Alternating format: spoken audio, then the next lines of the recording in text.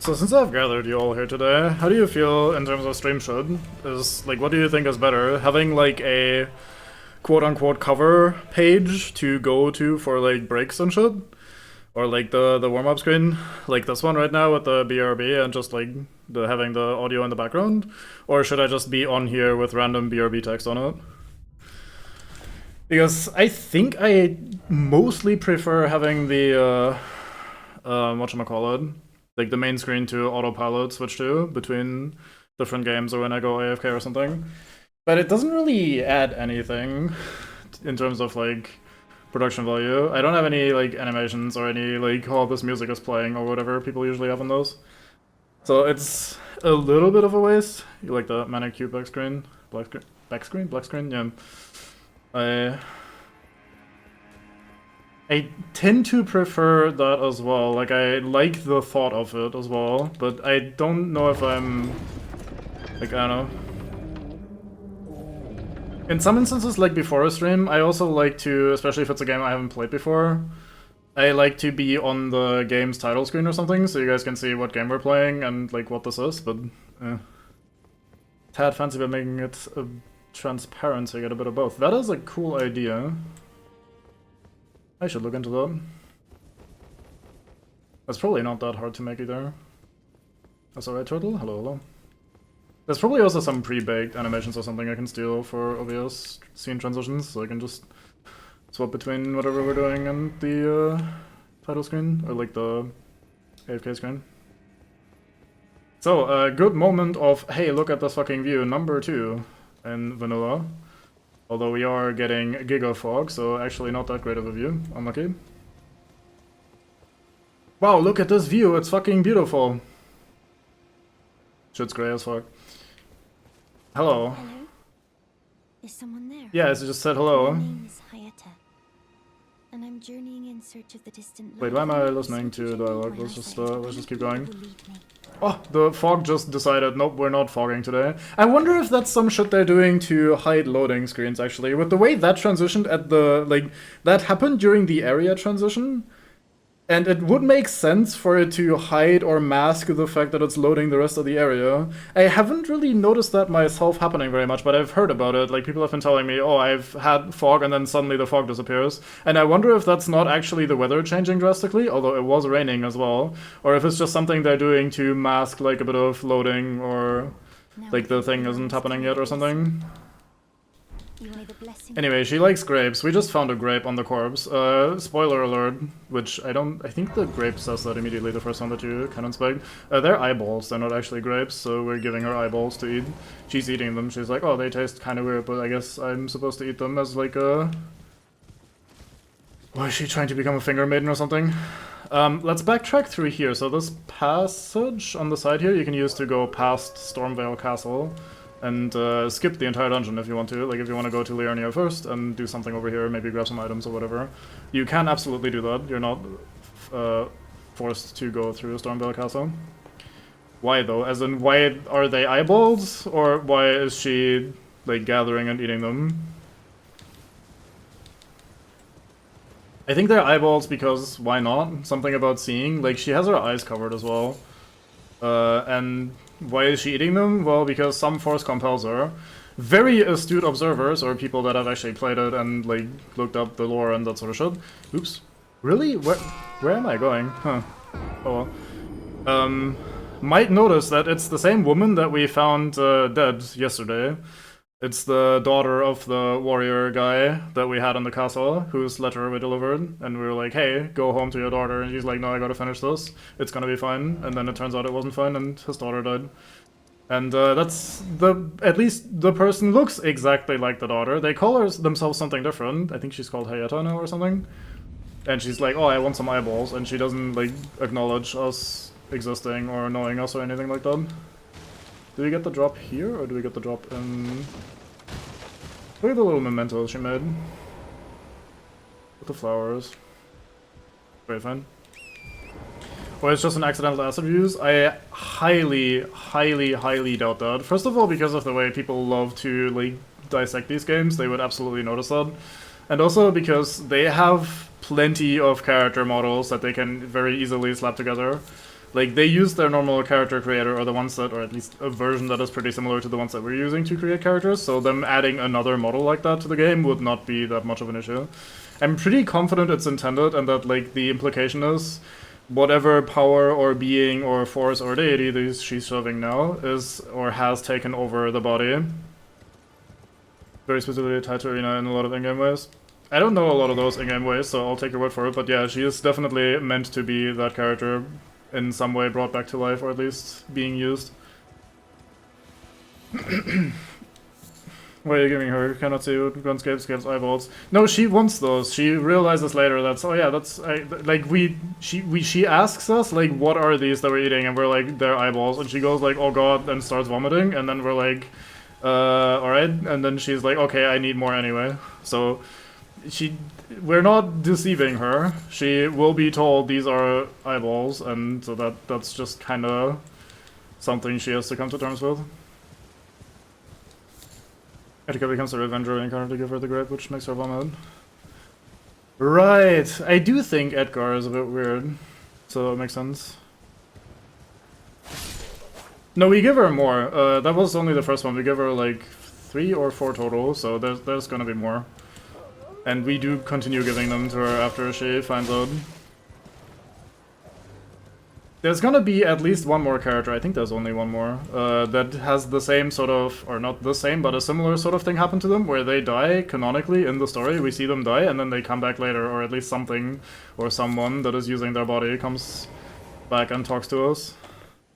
And it's the same entity, most likely, so... Right, so there was some more shit in Stormvale that we didn't quite do. I don't know from which angle to best approach this. We can probably go from here. Let me mentally go through the dungeon real quick. Yeah, that seems right. She shares Irina's exact character appearance, which doesn't happen with any other named NPCs, yeah. Sure, but I mean like dialogue hints, activities, etc. There's a later game example of the Frenzied Flame inhibiting a previously dead person. Yep, that's exactly what I was talking about as well. Whee!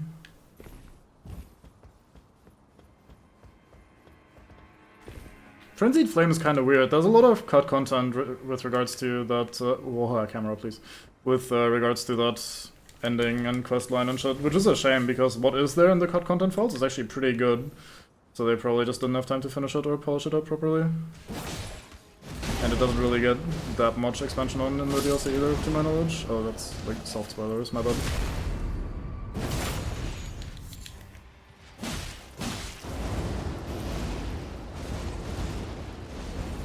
Oops.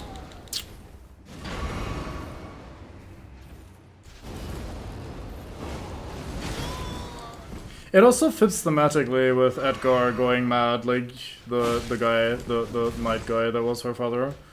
And like becoming the Revenger and going down the path of basically Frenzy equivalent. So there's also a connection there. That becomes a thing with the Frenzied Flame, how like, wow, double banished knight armor drop. Crazy. Some people would kill me for that, I think. That armor set is very popular to my knowledge. But yeah, there's a thing with the Frenzied Flame, like the madness shit, where like good characters, or at least valorous, chivalrous, whatever you say, like characters somehow get corrupted into becoming like either like bad people, or at least going like kind of crazy or on some sort of crazy quest and losing it. And that's sort of what happens in really fast forward with her dad as well. So there's another bit of a connection. I don't know many of the other in-game stuff that would connect it, like Turtle was saying, but there's enough there that I would also think that it's probably very, very likely at least that it is meant to be her. Ow. I've already used up a shit ton of healing, haven't I? I need to deal a little bit more careful. This is a pretty long stretch. Okay, we're just gonna die and try again. Yeah, especially if I do dumb decisions like that. I also think I want to actually start upstairs so I can take out the ballista guys. I'm doing this in a bit of a weird order. So I think I should have continued up on the roofs rather than going downstairs. Because if I go upstairs, I can take out the people that are manning the ballista and the other siege equipment. It's gonna make things a little bit easier over there. Wee. I'm just farming the Banished Knight side, don't worry. It's all part of the plan. No camera fuckery, let's go. Rolling, rolling, rolling.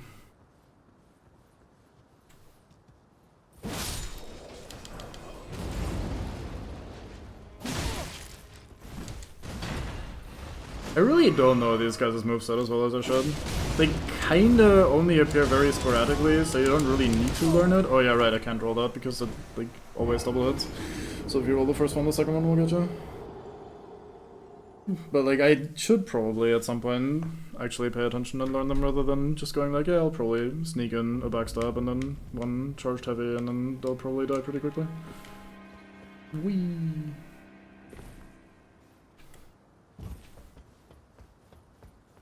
I don't think there is anything there, but there being a message might be like, hey, there's an item here. No item here, thank you. Notable, I guess, that Irina's body doesn't disappear. What?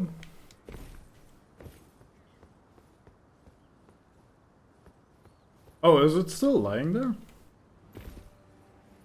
I'll go check that if you remind me. Because I didn't remember us ever seeing her body there. I thought we only saw like a bit of gore with the cleaver in it.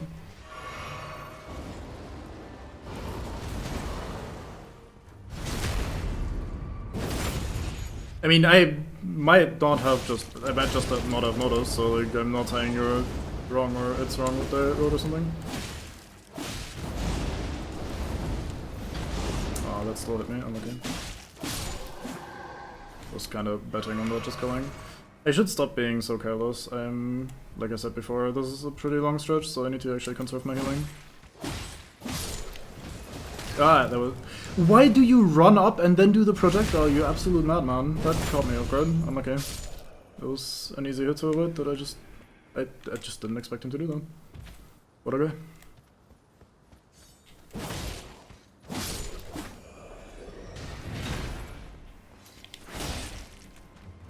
I should use the weapon orb more. Unsheath is really good. Do I kill the Banished Knights? No, we have plenty of stuff to do. We just jump over here. Oh, I thought that was gonna miss me.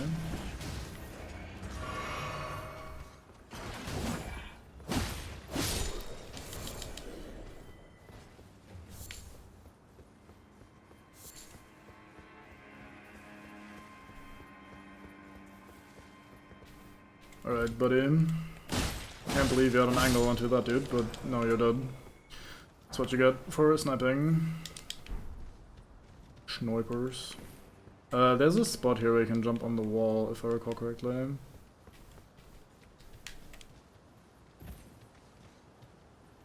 Might not be recalling correctly, but I felt like I usually do that. Weird. Maybe I already broke it, maybe there was some jars or vases or something and I accidentally crushed them already. Oh well. Was there an item on the ground still? Doesn't look like... Oh no, there's one more. I'm now legally obligated to actually go get it. Oh, he fired that at an angle, you saw that. He wasn't looking at me, he wasn't pointing that thing at me, that thing just flew out at an angle, he's cheating. Man, everyone's cheating today. I was having a pretty bad day to begin with, so it makes sense that it would continue, but... You get flamed by your own mid. I guess that's where most of the flaming happens. It's pretty rare that people flame their enemies, they usually just flame their teammates.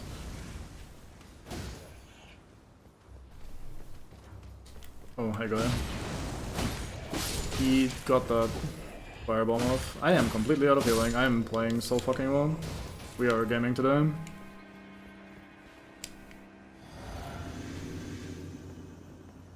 I'm gonna try risking that, because the big dude is a little spicier than these smaller ones.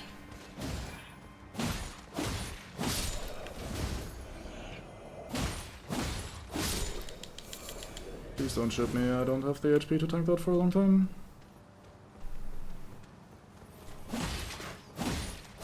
See, that guy didn't shoot to the side of his gun. That guy had to actually aim for me.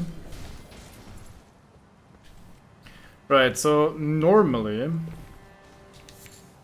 I would try to kill everything here first, but instead we go in here. Arcane Supremacy, yeah, the cool 10 arcane build. Getting every item drop in the game. There's a big old lion here. But there's also a grace here, which is a smidge more important to me. Oh yeah, speaking of, we never went to the round table hold after we finished off the boss, did we? There's probably a couple of things that we can progress and a couple of people to talk to. We are on 10 arcane, right? Yeah, I don't know why we would have more. Ah, itchy nose. Alright, do we get like a cheeky attack on you here maybe? We do, how nice. Right of us. I get yelled at, I deserve it, to be fair.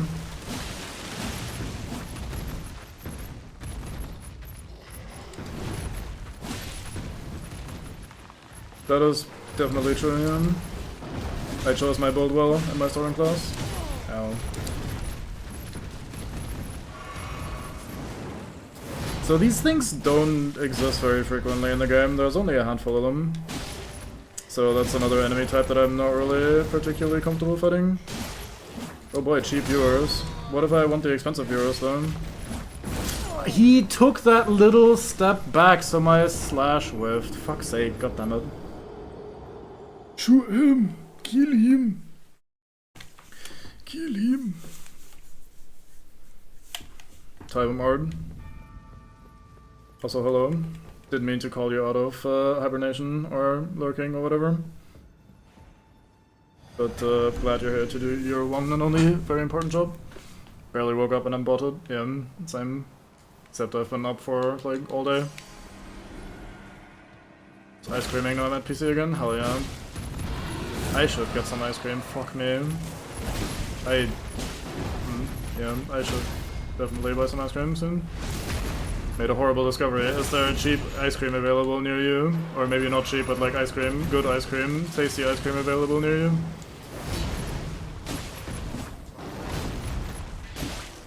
Bob ice cream. Of course Art would make that connection of all creatures in this game, or in this chat. There's a really tasty ice cream, it's only sold in 1.5 liters. F. Goodbye money. Goodbye health. Hello sugar.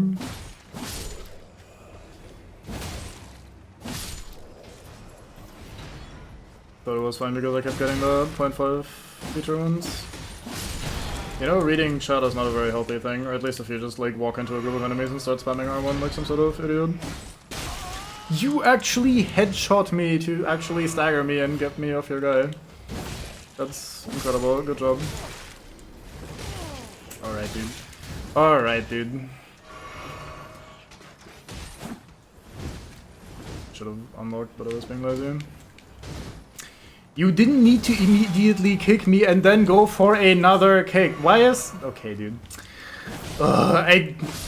This is one of those days where you're not getting anything for free. You just gotta work for everything. Gotta take everything seriously. You can't just go into a group of enemies and just hope things work out. You gotta actually take them all seriously. You gotta do my fucking spamming jump attacks. Gotta actually dodge every arrow because otherwise they're gonna shoot me in the head and I'll stagger and not kill something. Gonna not lock on because the lock on will jump to a random enemy behind some barricades so we can't even hit even if we were closer. Just gotta actually do everything correctly. Nothing for free today. Alright, gotcha game. Very cool. Using Uchigatana, is it the long thing? Uchigatanas are pretty long. But no, this is the Uchi. I tried something and I got immediately shot on for trying it, my bad.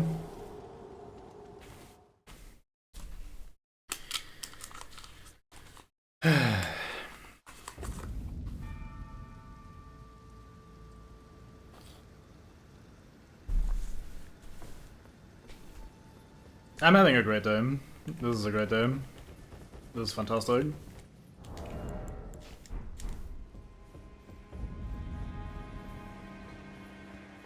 It's not even the game's fault that much. Like it's a bit of bad luck for sure, but also just I'm not playing very well, and I'm too brain dead to try particularly hard. So I'll just keep rolling the dice and getting slightly annoyed. Gotta be cheeky and grab the stuff, so I don't actually have to clear out the area. There we go.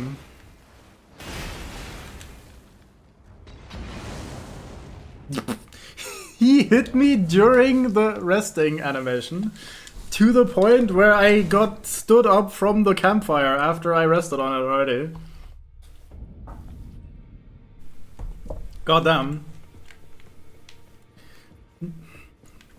Oh well, anyway. Hello, finger reader, Enya, or whatever the fuck your name is. I do like that she like puts on a fake little voice like, oh, the fingers are saying this, blah, blah, blah, blah, instead of just using her normal voice and telling me all this. It's pretty fun.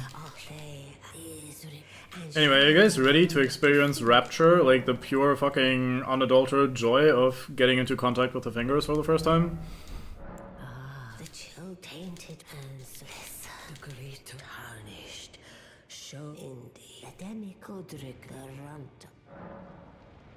The chill tainted and Puts on her finger voice, yeah, basically. the ademical drink the runt.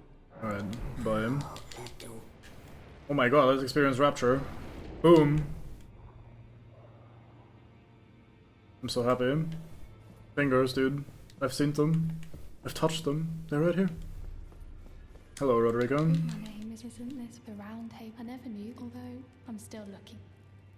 Oh, please allow for giving me that. It was as if you have my Hell yeah. so I'm still looking. It's a bit weird to me that you can do that little quest that we did where we found her, like, the chrysalis memento and we brought it back to her, and as a reward we get that golden seed, which is one of the flask upgrade materials. If you don't do that and she just moves on by herself, you also get the golden seed. It's just gonna lie there where she used to hang out. So you don't actually, as dumb as it sounds, get anything for doing her quest line, which feels just a little bit odd. Oh yeah, why did I try to talk to this guy? This guy doesn't talk. You talk though, Nefeli. I don't intend to. I wonder if Ars Charm. if you haven't already. Father isn't, I'm sure, talking. Talking is definitely a thing he's good at. I don't need to buy anything, I don't think. I'll see you again.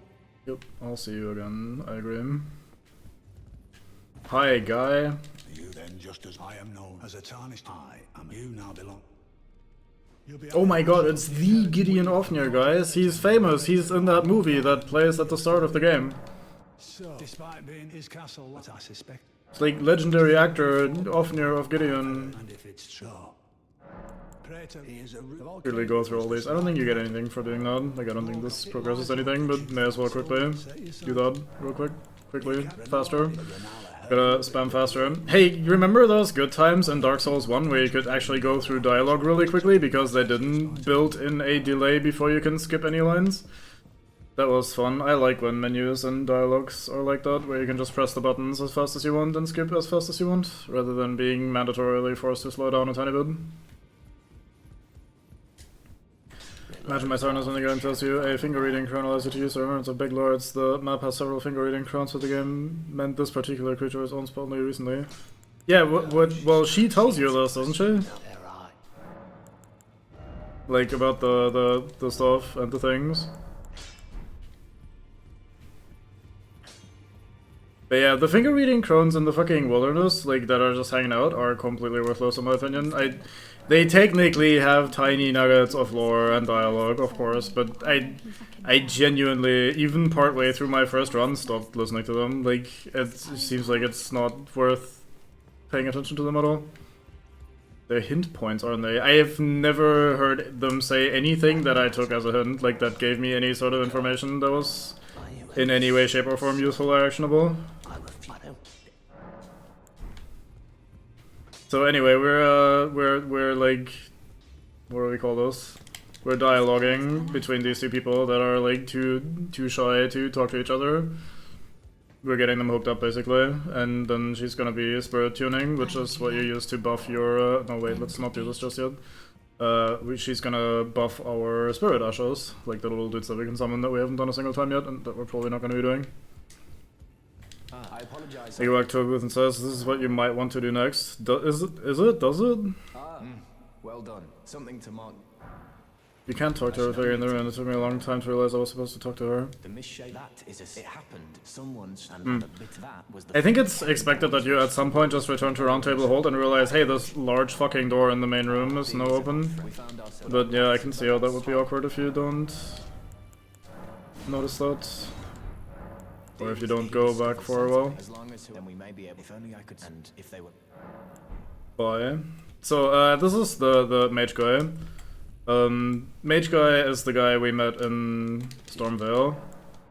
And he was like, "Oh, you gotta go kill Godric. Let's go kill Godric." And then we briefly, after we killed that giant ulcerated tree spirit thingy yesterday, we found a bloodstain next to this weird creepy face on the ground that I did not comment on at all because I was yammering about something else for some reason. And if you inspect that bloodstain, you can see him like getting what looks like madness popped from Bloodborne. Basically, he like goes, "Oh fuck," and like weird roots and shit sprout from him. It's a little weird.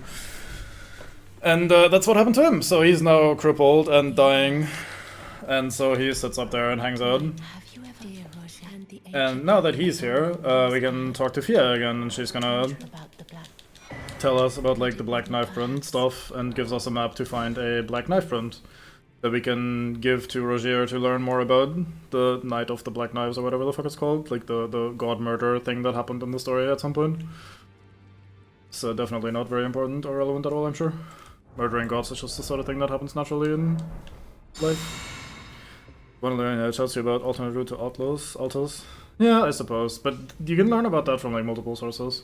I guess I also never really felt the need to specifically get a clue for that, because I always found always, on that one first playthrough, I found the alternate route through the tunnels first before I found the second thingy.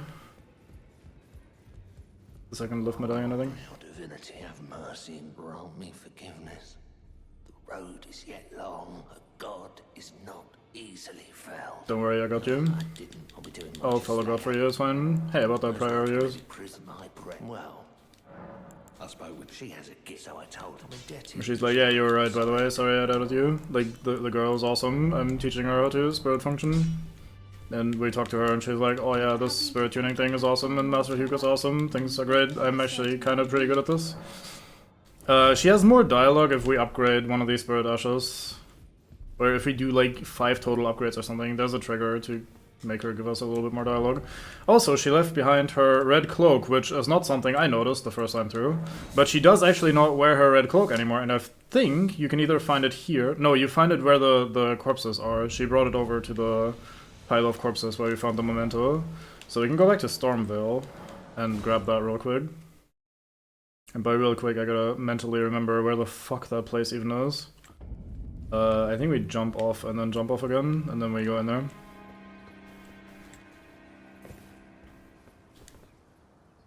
One of your ashes has to be +4 or more? Yeah, that sounds about right. Bloop, bloop, bloop. I have a lantern, we can make light. Light! Also too hot to wear that much clothes. Aren't you speaking the truth right there, goddamn? We opened the door here last time, so we don't need to go around the outside again. Oh yeah, I also never picked... No, I did pick this up, I just didn't comment on it. That's the Mimic Veil. You can use it to mimic items in the environment, which is kind of fun. We did loot this corner, we killed the big man, so we can just run through here, it's fine.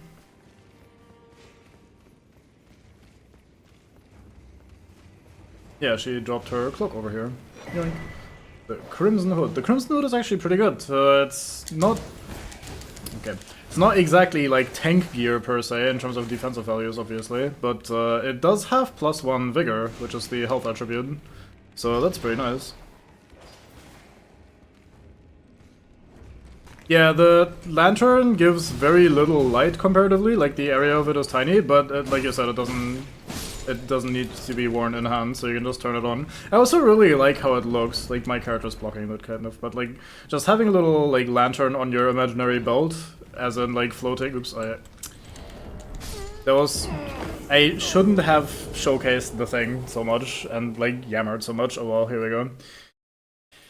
But yeah, I do like the idea of the little, or the look of the little invisible belt carrying that little little lantern. God damn it, game world, that was entirely me.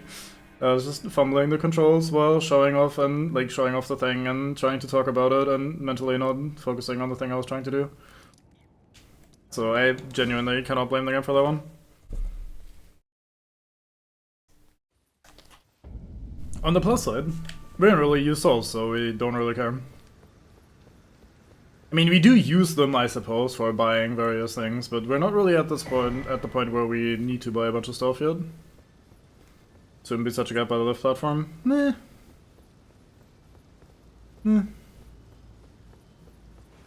Right, so last time we fought golems, and they were really boring and really tedious to fight.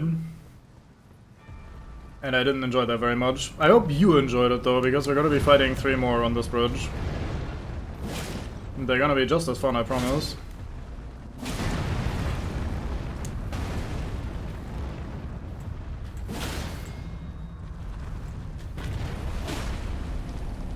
Don't think you can blame the guns for that at all. Yeah, I agree.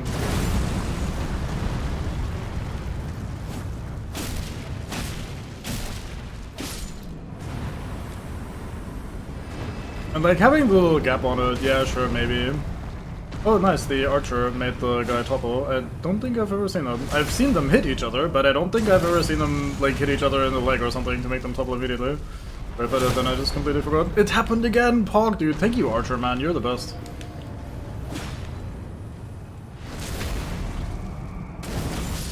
You know, the slow and tedious golem section just sped up a lot. Okay, never mind, archer. You're actually, like, not my friend anymore. Thought we had a thing going here for a bit, but no. Turns out you always were Satan. But yeah, that's too fast, 5 million.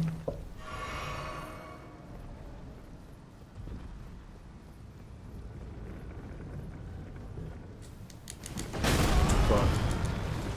At that distance I can't really roll that on reaction, so I had to try prediction, and that was completely wrong.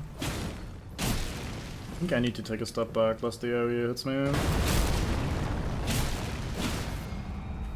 Bonk.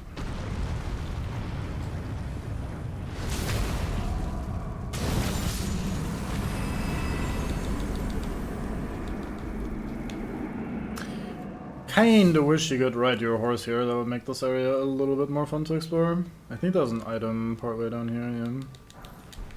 Very important warming stone, we'll definitely use that. Good archer friendship. Hey, he shot me, alright? Like, even before I laid a finger on him, he had shot me. It's all his fault.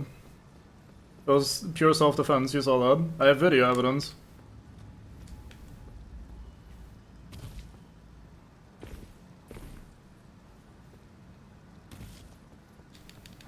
Yoink. And yoink. So there's a bunch of these scarabs that you can find. This one is the Ash of War scarab. If I recall correctly, they all have like some... I'm gonna call it meta effect or like special effect, I guess. Not meta effect really, but like special effect for wearing them. They're not just head armor. One of them increases the amount of healing you gain, one of them decreases the cost of various things, like I think the Ash of War one makes Ashes of War slightly cheaper and shit. However, they also come with a downside where I think you just take extra damage or something for wearing them, and they also look kind of dumb. Like, kind of funny, but also kind of dumb. So there's a couple of them, I think like 6 total or something. I don't think I've ever actually gotten all of them on one character, except for maybe the one that I was playing with the guide. But they are very scattered across the entire game. Yeah, so what I was trying to do earlier, the Uchigatana doesn't really have much of a sweeping attack, at least when I'm two-handing it. Like, the R2 is this overhead, and the R1 is the little, like, sideways slash here. These are okay, but for actual AoE, they're not that good. However, it does have a good rolling attack for that. Like, this is a pretty decent little swipe that you can do. Elden Ring allows you to crouch, and your attack from crouching stance is your rolling attack. So what you can do, and PvP players use this a lot, is you can, like, get your rolling attack without having to roll first by, like, walking up and then doing a little crouch and then, like, sending it. Oh, that was way early. Unlucky. So that's what I was trying to do to the one guy where I just got killed in the castle. I didn't really elaborate on that, so... Crouching the same as sneaking. Yes, there is no difference.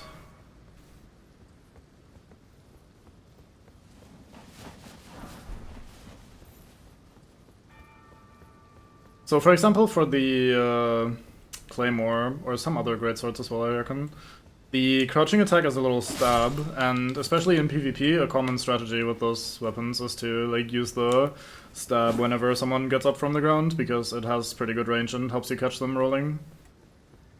Helps you catch them getting away. And in my case with the Uchigatana right now, there are a couple instances here and there where if I was good and like practiced doing it, I could probably just like weave in the odd little crouching attack to get a little AoE going, get a little cleave going.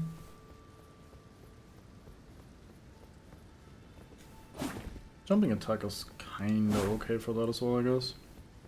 The jumping R1 anyway. Isn't the... yeah, the Unsheath one is also pretty good, the light attack from Unsheath. But that one costs blue juice, so... not exactly infinite. Oh my god, ghosts! Phantoms! Help! He's right behind me! You saw that, right? There was a ghost right there.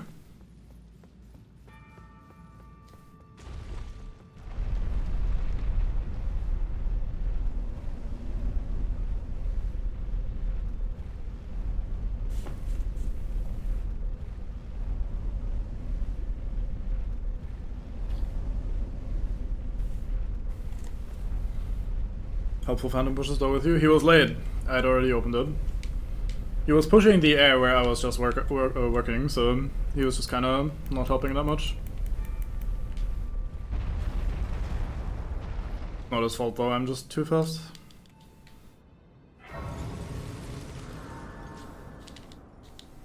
Not sure why I'm resting, but I guess I'll rest. So on these towers, which also have great view if the weather isn't complete shit. Stormvale tends to be pretty stormy, so I don't think there's many instances of the weather being great here. But these towers allow you to actually activate the Great Runes. When we killed Godric, we got our first Great Rune, and then we go up here, and we restore the power of it.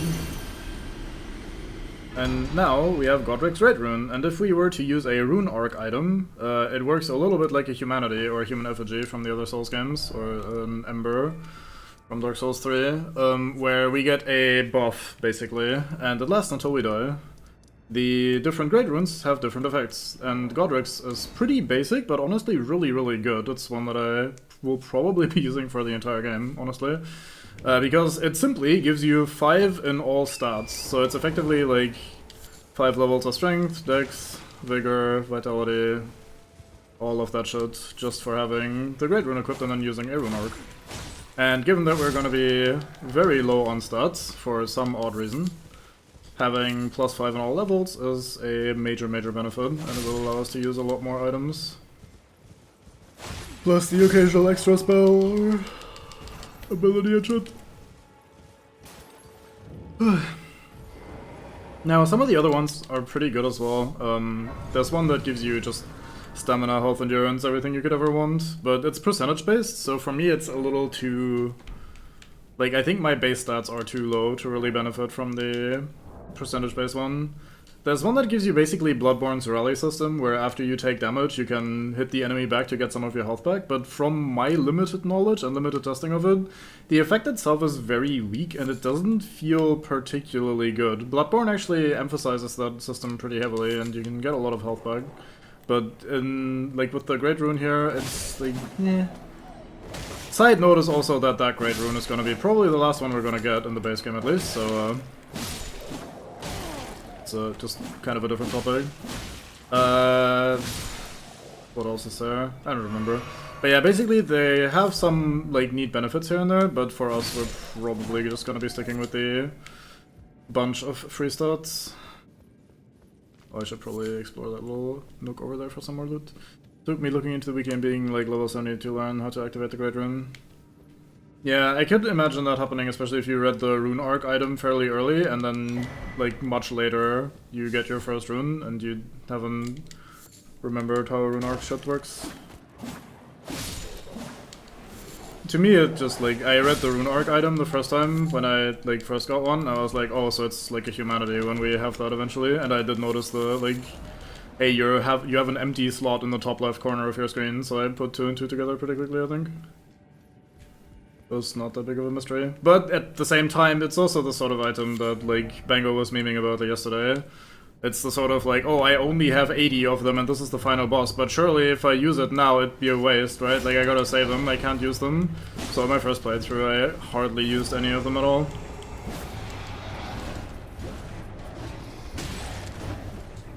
I think it says that somewhere, I don't remember, but I think someone tells you something about, like, going to the Divine Towers. Plus, I was exploring that shit anyway, like, I was on that.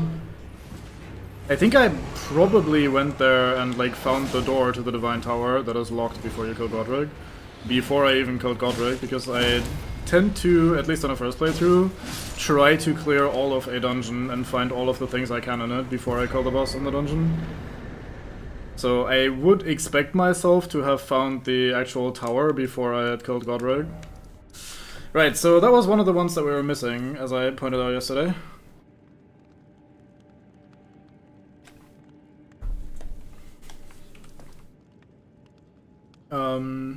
I think we're now really done with Limgrave. I don't think there's much of anything left here anymore. So before we go to Leonia, is there anyone around here that happens to be able to tell me where exactly the fucking Flamestrike Ash of War is? I know it's somewhere in Caelid. I'd speculate it's either, like, in the swamp or over here in that little rotten village with some of the kindred, or down here in the, like, Magic Town is where I'd presume it is. We might also be able to quickly hop into Redmane Castle and grab the Flamberge, which was a weapon we were considering. The one that buffs your weapon, like the one that makes you do a little, like, flame AoE and then your weapon is fire for a bit. Because I wanted to do that for mostly the Erdtree avatars. Having fire is really good for them from what I remember. It is in Redmane Castle as well, thank you. I remember that it was broadly in Caelid, and I remember reading someone going like, oh, you can just get it in Caelid somewhat early, and, like, that's the extent of what I had looked up about it. I wanted to do that eventually, but at the same time, when we were going through this game yesterday and were, like, clearing out Limgrave, I also didn't feel like I wanted to, like, rush too far ahead and, like, go too far out of sequence. The thing we did with Fort Fareth, where we got the, Radagon's Source Seal was already a pretty big boost, but at the same time, it's not like getting that Ash of War or something small like that is gonna make that much of a difference anyway, so I think it's fine. But yeah, I also wanted to check something. We do have the Beast Repellent Torch, so I read something the other day that made me very surprised, because I didn't expect it to work that way. But apparently, so what this torch does, it's beast repellent. Wow, it does exactly what it says on the tin. So, like, rats don't attack you. They, like, look at you and go like, but they, like, staying away from you, kind of like the spiders in Dark Souls 2 when you have a torch out. Dogs do the same. And apparently, and I'm curious to test this in a second, this works on the giant dogs in Caelid, so that's gonna be fun. Let's go find us a giant dog. There should be one, like, not super far north from here. Look at all these zombies. Hello. Goodbye. Flame of the Red Mage, which is an invisible scout in front of Fort Gale. Oh yeah, that one.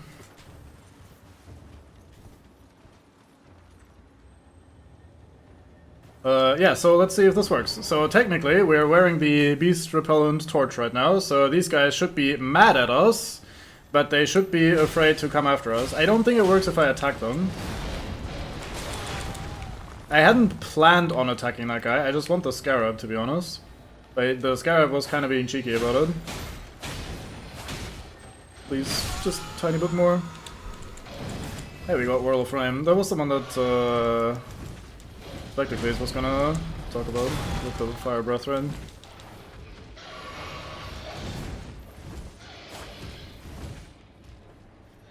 Oh, I see. Anyway, it seems like, aside from the guy that we'd already upset, which is this guy, like, I attacked him, so it makes sense that he's fighting Bug. But the other one is actually not fighting us, that's very interesting that it works that way. You'd think these giant monster dogs would not be afraid of the Beast Repellent Torch, but it do seem that way. Neat. That's cool.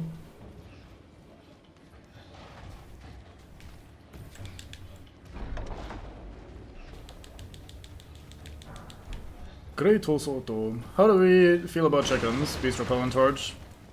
How is this giant chicken gonna trade me? You angry or like nah?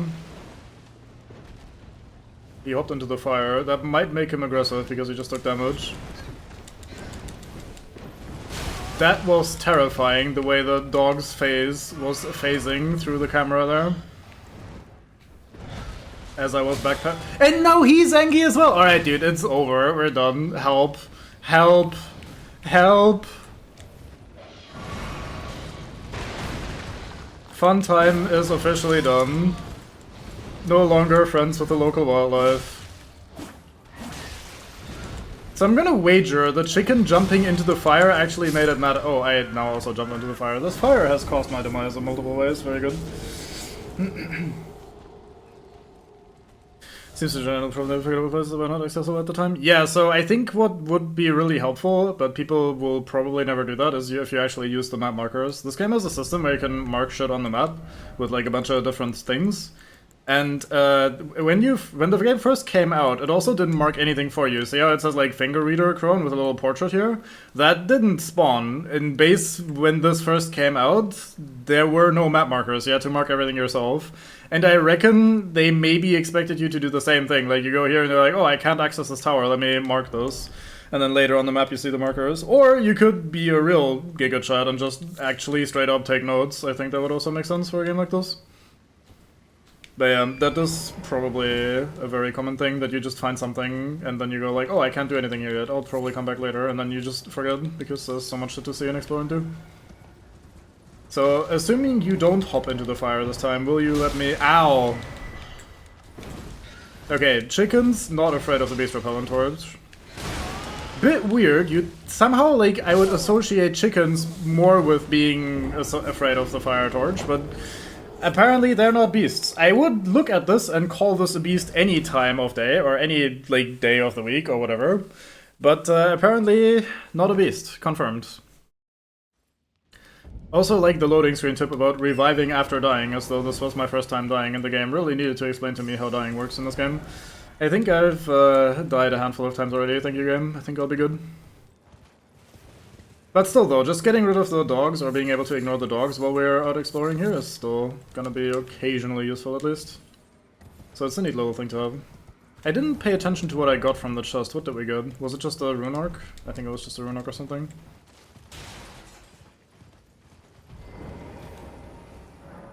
Boom.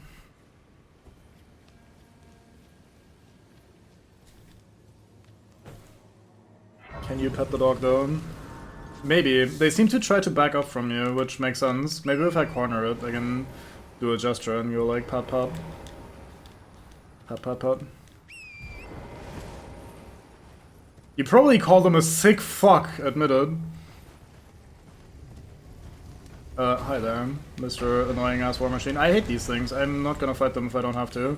So I'm gonna briefly skim through here, see if there's any items that I don't remember existing that might be important to pick up. It's one of those ruins that I don't really clear almost ever, because I like explored it once and like my brain tells me there's nothing of value in here, so it's the sort of thing where I just move on with life. Yeah, or enemies that I wish just didn't exist because I don't even want to kill them a single time. I hate them. Fuck them.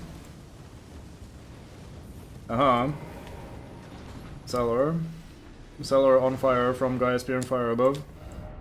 Enemy ad. Oh, thank you. How convenient. Oh.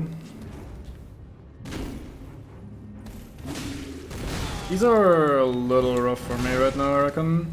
We might come back here when we're big and strong, which might say we're a little under-leveled right now.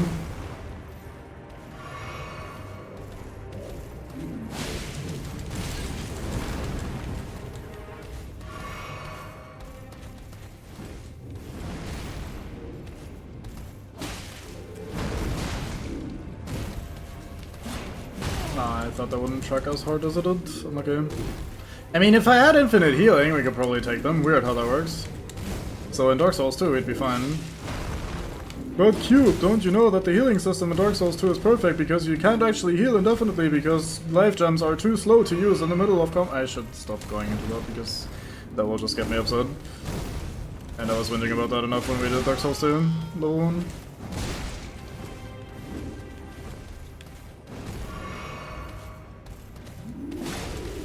Don't get me started, or do if you want me to, ramble about Dark Souls 2. Well, cumbersome is one thing that isn't quite unusable, and slow heal is also a thing that isn't no heal. Also, I think people heavily overstate how bad they are to use in the middle of combat. Basically, my opinion on that, and I've demonstrated this aplenty in the level 1 playthrough of Dark Souls 2, is that you absolutely can use life gems in the middle of combat, and if you're at all playing passively, you're usually not gonna get hit that much anyway in these games. So you can sneak in the odd life gem, especially since you can walk while using them, which I think people are not using very well to their advantage. And from there, you're probably gonna be fine. Like, even for boss fights. There are definitely instances where it's hard to use them and they're not convenient to use. There are definitely bosses that are gonna make it harder for you.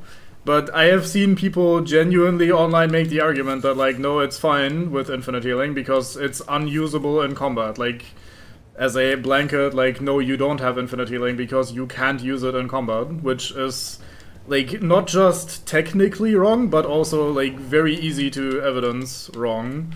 Like, is it the perfect healing? No, but neither is the Estus Flask in that game, honestly. Estus is kind of slow to use in that game, and it also heals over time, just, like, a lot faster than, like, Estus Flask.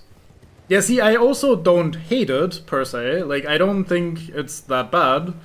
But I think people are being disingenuous when they're saying you don't actually have infinite healing, or, like, a very large amount of healing accessible to you.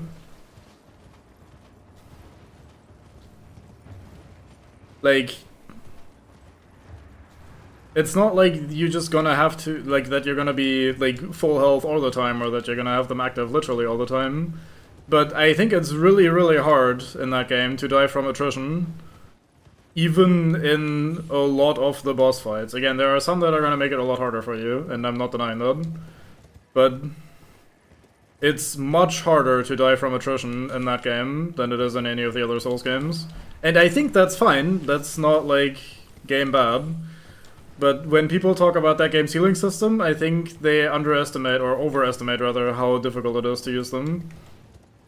Which, I mean, not to be that guy, I guess, but, like, honestly a skill issue. Like, I don't think it's that bad to pop the occasional life gem during a fight.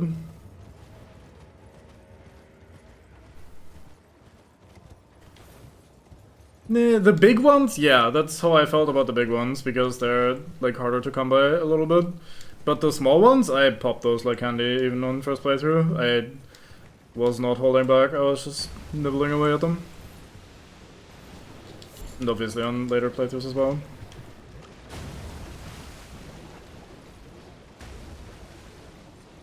Now also, in fairness, I guess like, to mitigate that point a little bit, I have played, and especially at the time where it came out, had played a lot of Dark Souls 2. Like, I played that game a lot, and I was probably above average competent at it. So I probably had an easier time finding opportunities to use the healing gems. But, like, I don't know. Again, not saying it's bad, or not saying the system should be completely different or whatever. But I am saying that it does effectively remove the factor of, like, oh, you only have so many mistakes that you can make in a fight. And that, in turn, Elden Ring bosses... Elden Ring?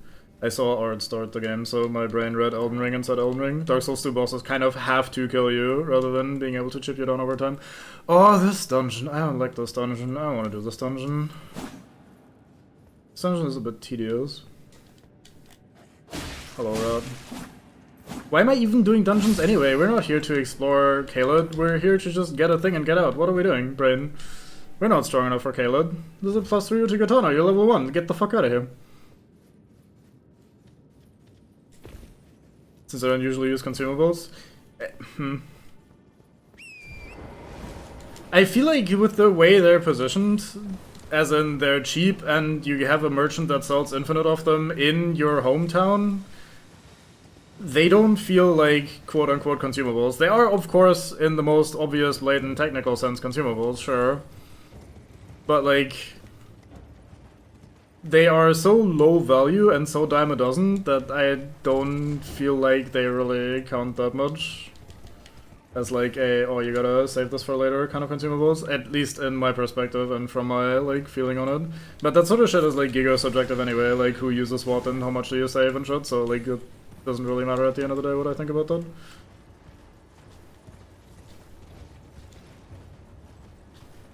And I mean, like I said before, I didn't want to get into it, is that I don't dislike the fact that you have life gems that you can just nibble away at, even in the middle of combat, and generally be pretty good about not dying to attrition. That's fine, and the game works fine with it. I just think that the people that make that point as like a hard rule of like, oh, you can't use them in combat are being very silly.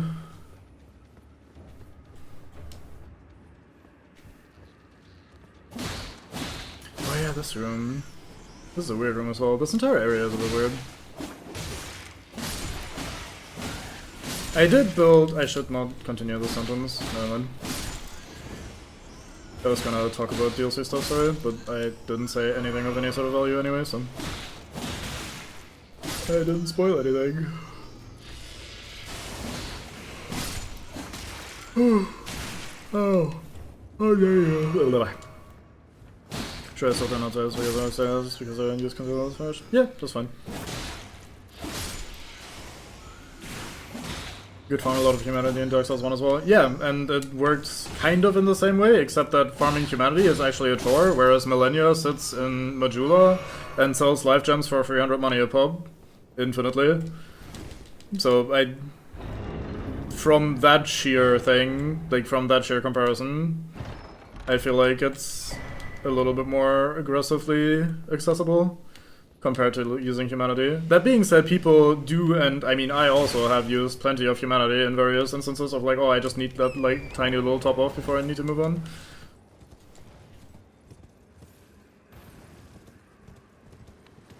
So it's definitely true that you can absolutely use humanity for healing.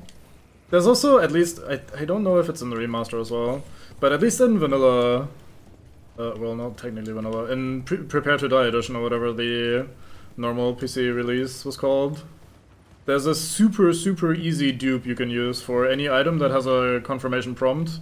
Like, oh, do you really want to use this? Yes or no? If you, like... I can't remember how you did it, but it was, like, super easy. There was a brain-dead easy dupe you can use for any of the humanity items or any of the large boss souls and shit like that, so you could just pop them indefinitely. And I remember that being a fun way of just, like, having near infinite healing. That being said, using humanity is also a little slow in Dark Souls 1, and you can't move while using it, unlike life gems. So I think that also makes them a tiny bit harder to use, but on the plus side, if you get them off at all, the fact that they instantly heal you to full without that much of a like heal over time effect makes them just like really strong anyway. So at the end of the day, that's just kind of splitting hairs.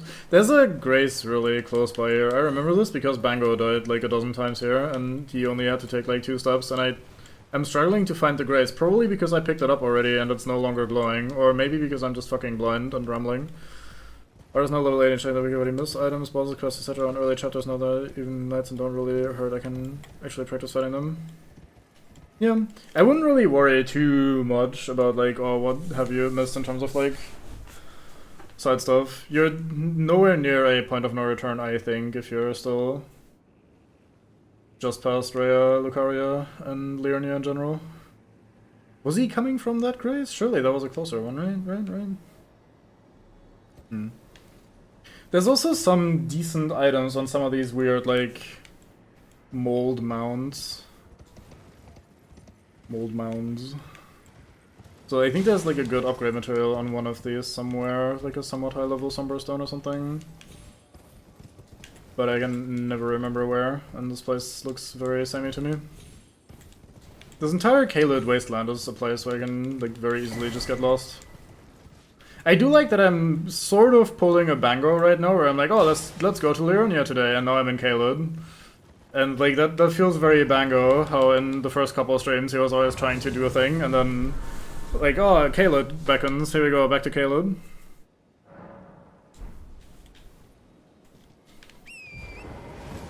Got strike time to fight Rodan, oh I see. All roads lead to Eclipse Land.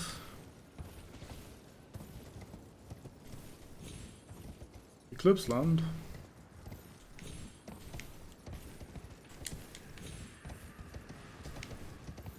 You mean the mountaintops eventually? Because yeah, eventually they all do. Oh, fuck me. Oh. Yeah. Plenty of those. I thought you were actually referencing like a specific area in here, because yesterday we picked up a shield called the Eclipse Eater shield as my shield of choice for this playthrough, so I thought maybe you were referencing something about that or the area we found it in or something, and I just couldn't put it together. But yeah, can't go wrong with some good old Berserk.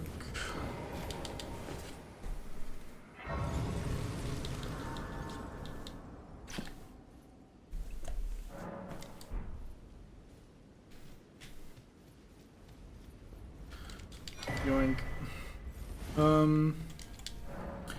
I guess no, let's cube, stop, don't.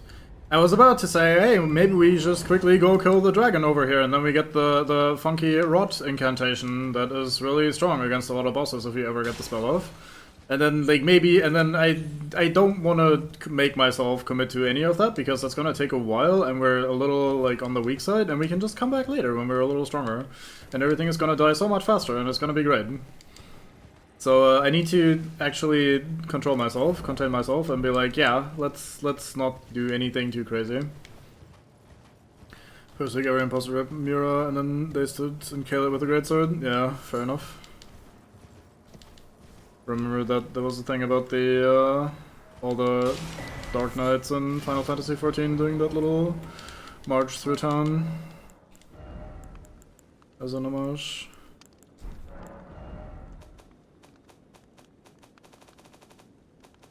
Rest in fucking pieces.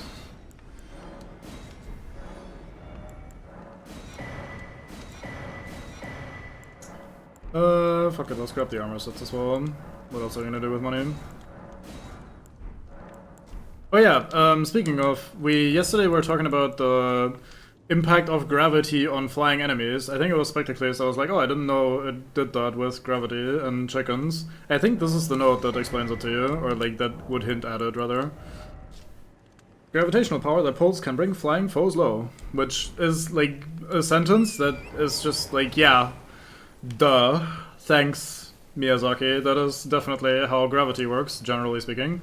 But no, if you actually gravity pull something, it goes flat and you can get a, like they actually fall on their ass and you can punish them immediately.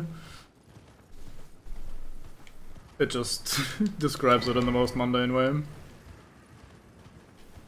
Isn't there a tier here somewhere? Actually, yeah, I think over here between these mountains or something. I want to say there's a crystal tier. Not here. Wait, there's a lion here? Have I ever seen that one? I might never have killed this thing. What are you guarding? Beast blood, very good. Yeah, that's what I'm saying. There's a very good chance I never killed that guy. Oh, I'm out of stamina. I was wondering why I can't double jump and what sort of weird shenanigans is going on, but I recognize now that I'm in combat, so of course I'm actually using stamina. Pushing a bat off a platform, watching it die from fall damage did bring a smile on my face. Yep, I love that they do that. That is such a Dark Souls thing. It's so, like, I guess inelegant, but, like, genuine in a way, you know? Like, it's Yeah, we programmed it to be just a normal enemy, like, or rather, we programmed it like a normal enemy. It's just like looks like it's flying, smile, and like we're just gonna roll with that. What are you gonna do about it? It's very fun. Hey dogs, you guys don't mind if I run through here, right? Like, surely you don't actually eat me this time. These guys are pretty annoying because when you run through here, they actually catch up to you pretty quickly, and they do an ass load of damage. So I've definitely had a couple instances of me trying to run through here and then just getting eaten by a dog, so maybe the torch is actually being useful right now. So we're here super early, which means the thingy isn't active yet, the bridge or the teleporter over here, so we have to do the bango strat of actually having to fight our way through here, which is not what I'm really about in life. Let's go and climb up here, see if there's anything fancy. I don't know why I'm doing this. Red eyes, black dogs in attack formation position. Hey guys, what are you looking at? Get torched. Goddamn, they have a lot of life. Yeah,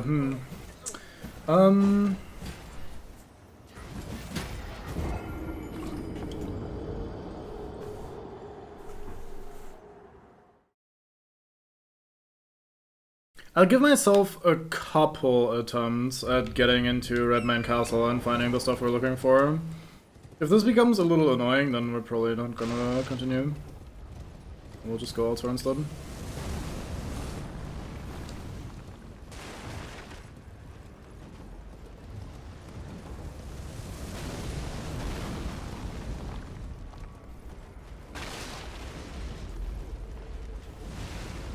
Oh, I need to actually check something in a second.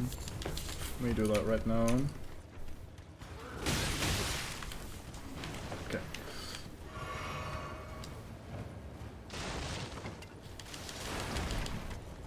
Smithing stones.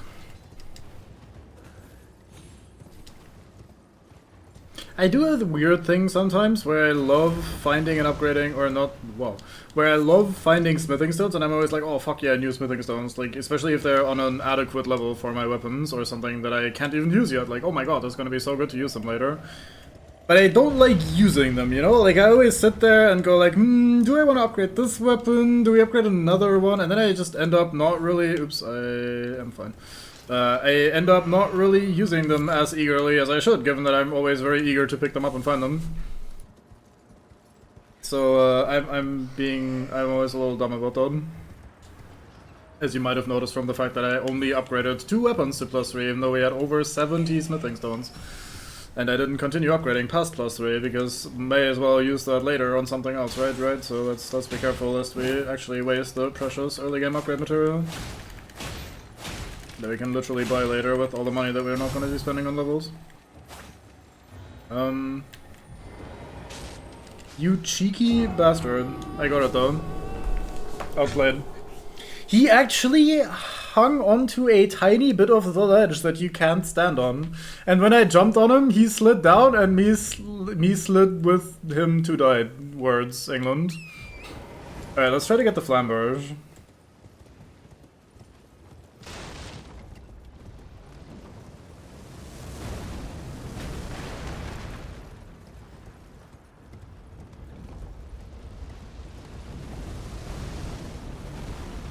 Fuck you, tree buckets.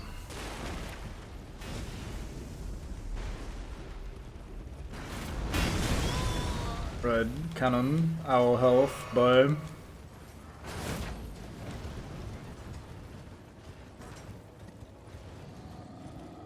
Arg.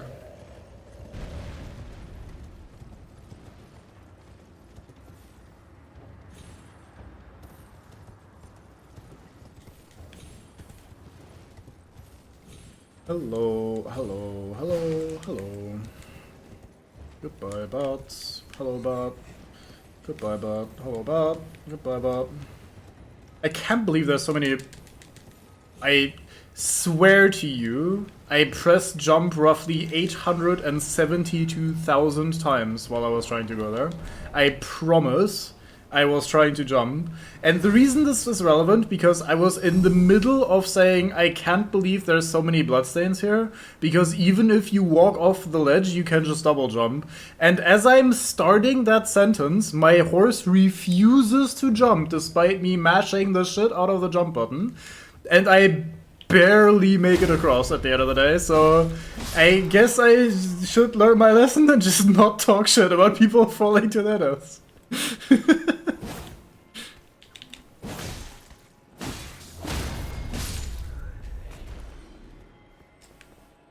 Right, so, I don't know where any of the stuff that I want is. There are a couple of things here that are good. There's the upgrade blade that allows us to infuse weapons with fire. That could be handy.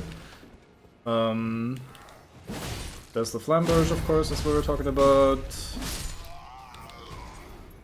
What else is here? And where would it even be? That guy's gonna be a pain. Someone would shit talk your boss into? Yeah, probably. The cycle of boss.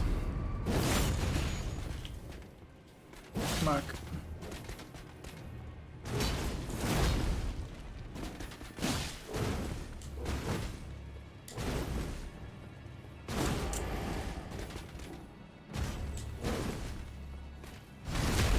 Give me the booty. Let me get the backstabs, please. Ooh, I'm surprised that didn't hit me, that was pretty late. Or rather a pretty early roll. Oh hey, where's my crit? I am surprised I didn't get it there, let's go. Okay, I said this guy was gonna be a problem, but it's fine, the bleed killed him. The bleed that procced, of course, on the literal last hit that he needed to die. Thank you, bleed. It's kind of not the bleed's fault, to be fair. My Uchi is just not gonna be hitting that many times to actually build up bleed, and I'm not getting to play that aggressively to change that, but still. Gonna blame my tool anyway. This room is a little annoying because there's so many of these guys in here. They're kinda shit, so it's usually fine. But we're also kinda shit, so it might be a little spicy this time. But we seem to be going alright. Autumn doors, cool. Hello everyone. Ah. Press the wrong button. That didn't hit shit. Very good. Okay, I'm gaming. He's sitting back down! Look at them! They're sitting back down! They're just like, yeah, no, this is fine. I don't really care. Alright then, you guys sit back down. Chill out. This is cool. We're cool. It's all cool, officer. Everything's cool. Yeah, there's a little thingy. Yoink. I am shocked that they actually sat back down after I rolled into them. Rolling into them is considered aggressive, I think, because it actually like pushes them. It's like a 0 damage attack or something. Oh yeah, right, there's a page here. I'm gonna die.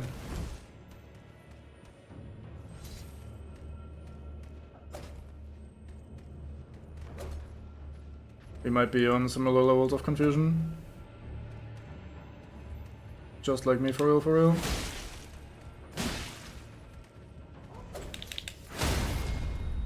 Thank you, Unsheath, for being a very useful weapon art. I'm gonna try to stop correcting myself whenever I say weapon art and just explain it once. In Dark Souls 3, Ashes of War are called weapon art, so my brain sometimes says weapon art and the terms are effectively interchangeable. So now you know, and now I don't need to correct myself. I'll probably still do it anyway, because that's just the kind of guy I am.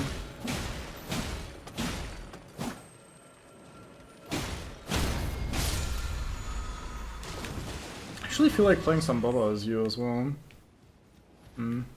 Probably not gonna happen today, because I'm probably a little bit too dead in the brain to make that happen.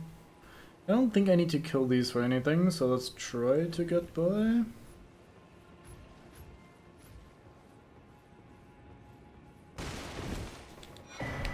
Another cookbook. What are we getting from these cookbooks? We got red main fire pot and immunizing cured white meat and white cured meat. No wait, cured meat and cured white meat. White cured meat? Whatever. Words, England, who cares? All the same. Greetings, slime. I'm tempted to try fighting one of them. It's probably a terrible idea. We're probably just gonna get stat stuffed, but I'm tempted to give it a shot. I can probably also just run around and try to pick up the junk that we want. Golden Rune 6?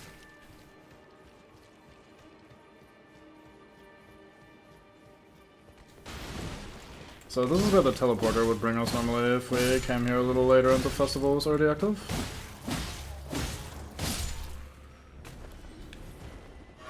Hell yeah, can't go wrong with runes.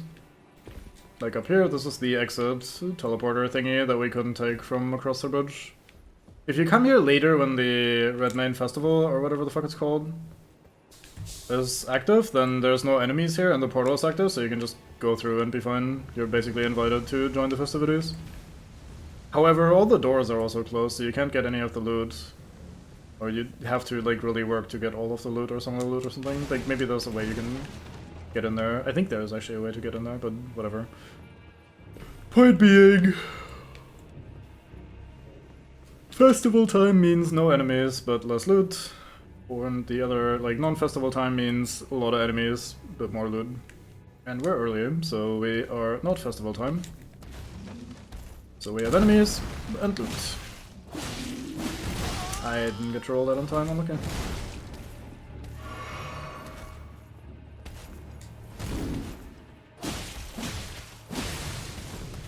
Lead proc with a cool 666. I pressed the wrong button. I don't have any juice. We can't unsheath. Oh, really? That caught me sprinting? Fair enough. Let's not trade.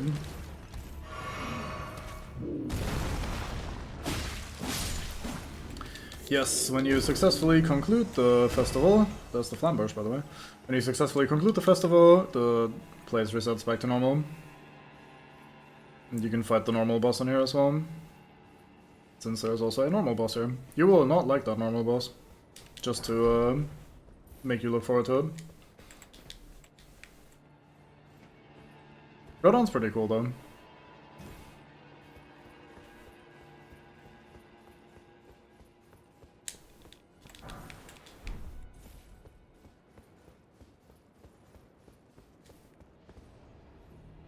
Anything I can get to from here? No. Looks pretty normal, I guess we'll just go down. Should have maybe jumped onto the platform instead of just falling.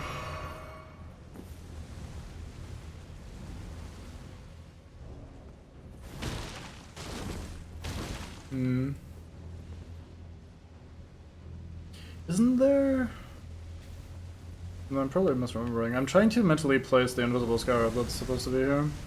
I can't quite remember. Oh, oops.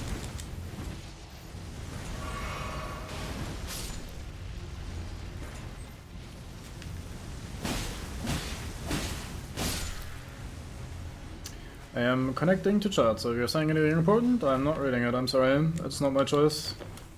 It is Twitch deciding I've read enough for the day. But I can pull up the chatbot if all else fails, so just do that right now. Put this over here. Oi, dick! I'm fixing my stream issues, which are not on my end anyway, but whatever. Oh, we're back to the chat room? Never mind. All is well. So yeah, there's a boss in there. I don't want to fight that right now. I'm just here for the loot, and then we're out. Or we can make another Estus upgrade, very good. I'm gonna just pass right by you guys for a bit. Can I go through here maybe? Lame.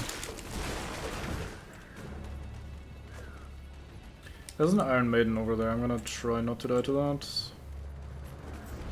Very unique strategy of trying not to die right there. It's a lot of regular mooks we have here. How did I only hit that guy in the back? Poor guy.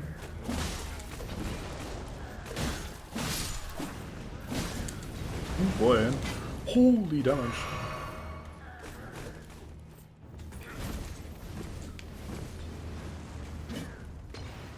I see him. Ow.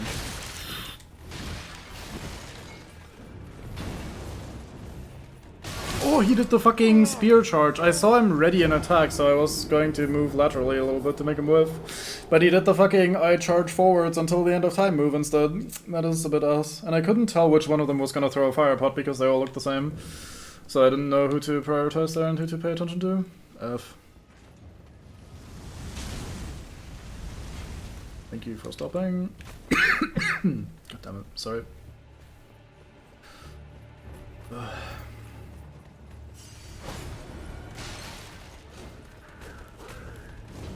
We're just gonna not kill these guys instead. Thought it was gonna be cool and kill some of them. Maybe even all of them. Nope, not happening.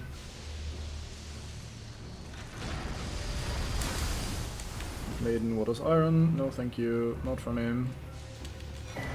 There's the wet blade, very good. I think that's all the important shit now. We have the wet blade, we have the Flamberge, we have... Didn't we get a golden seed or something? We have fire thingy that we picked up earlier from one of the scarabs. I think that's kind of all we're here for. There's a wet blade, noise, yeah. Gives you fire and flame art, and I think something else as well.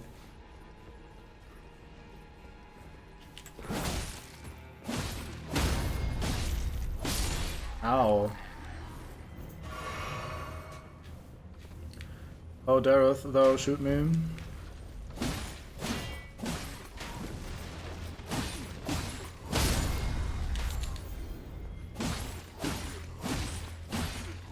So when Bango was coming through here, he was also a little bit under-leveled and under-equipped. He hadn't upgraded his weapons very much either. And there was a thing that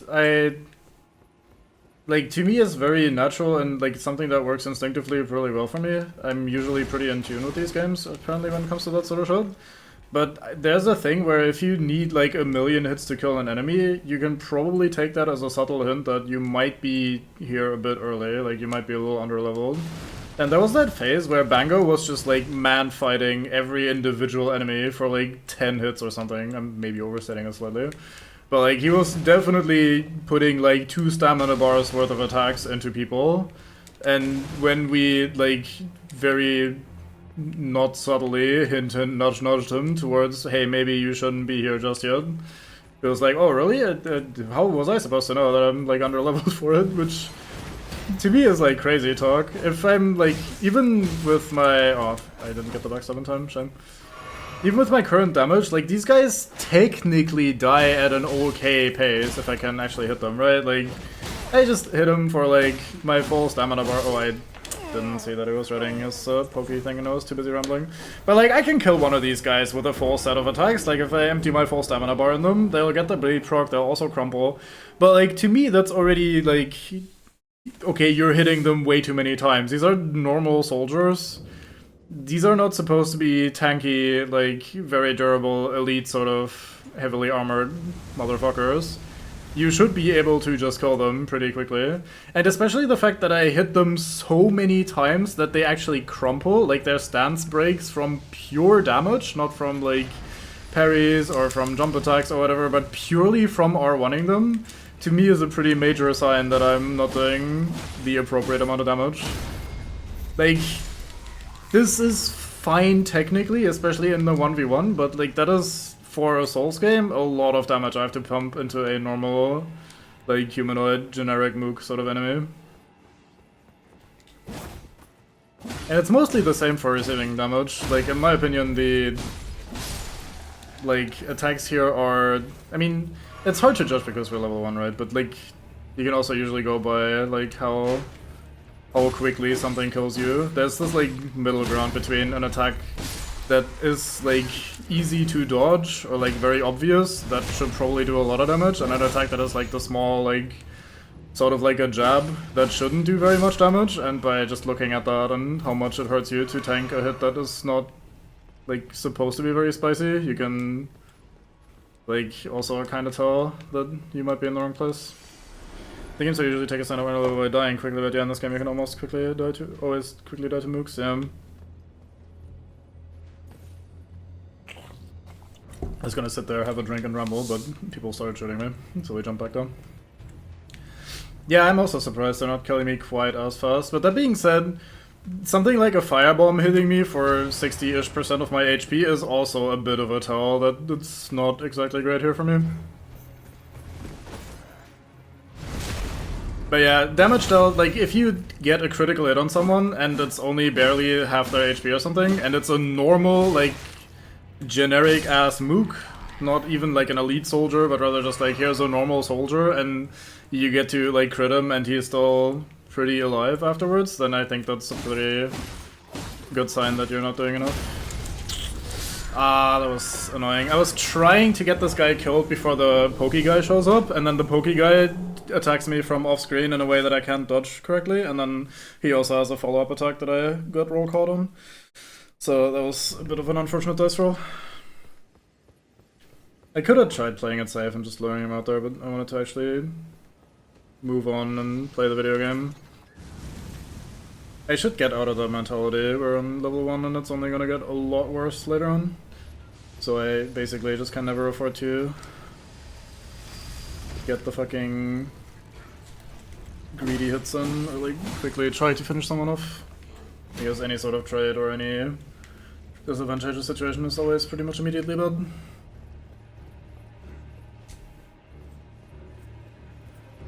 Yeah, that's definitely an important breakpoint.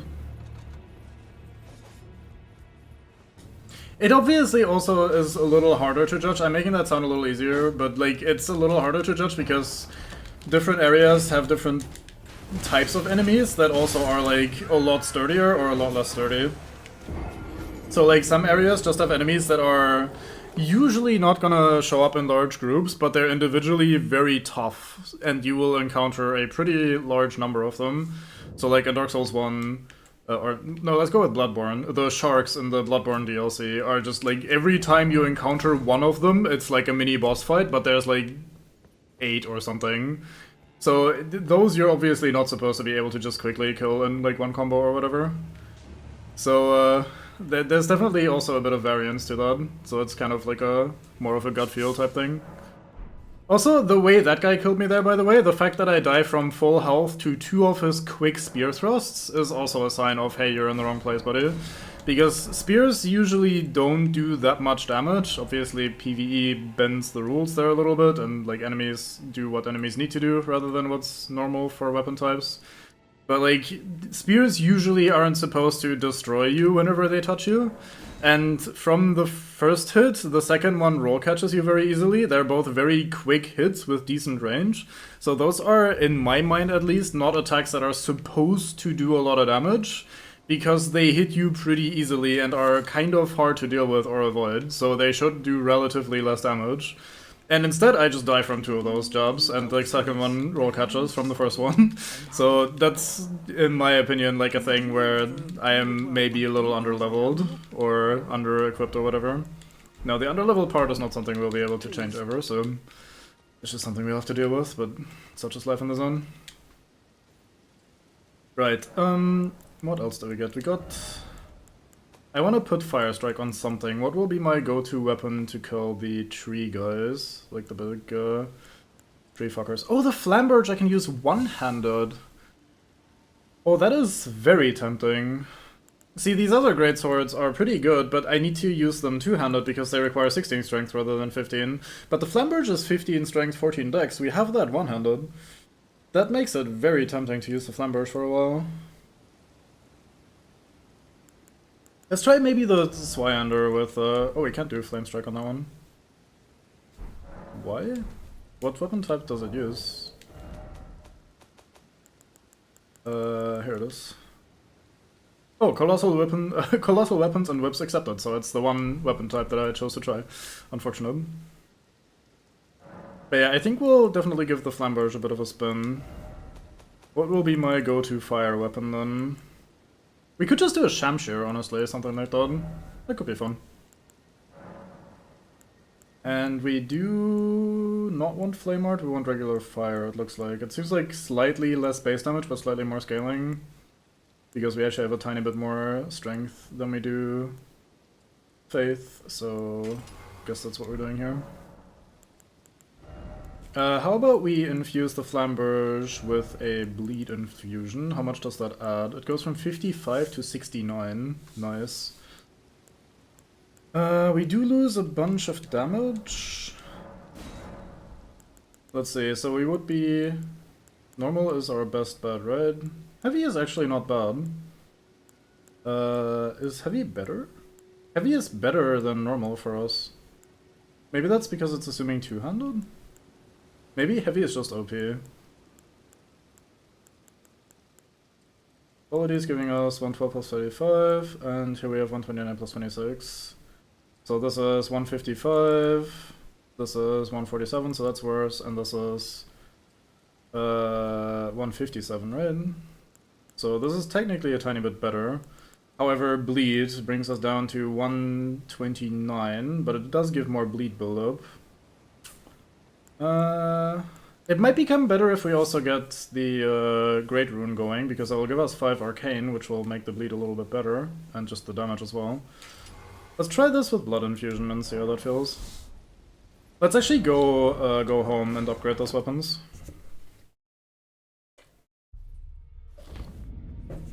To at least like +3.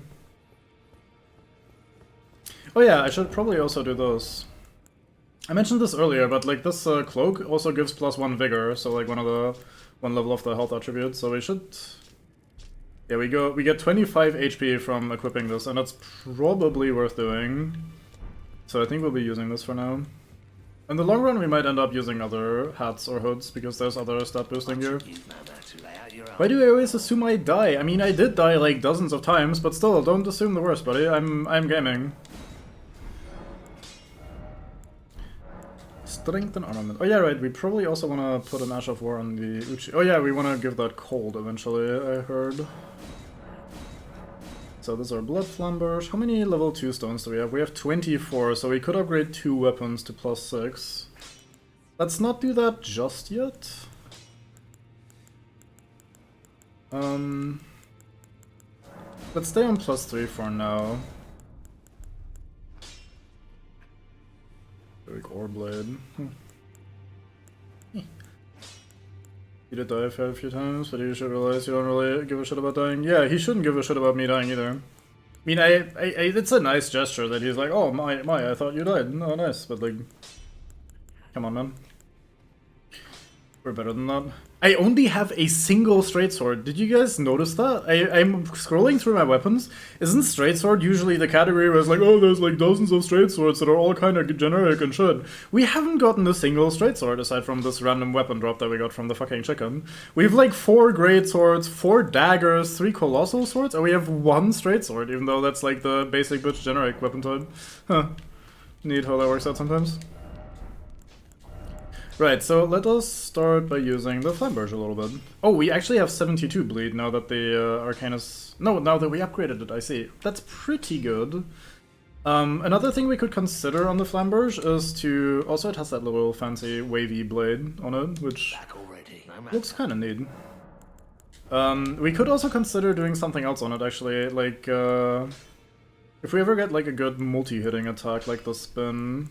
We might want to try that one. We don't really have anything particularly good for it, I don't think. Stormcaller, I think, is okay. That is a spin attack. Let's see what that looks like, actually.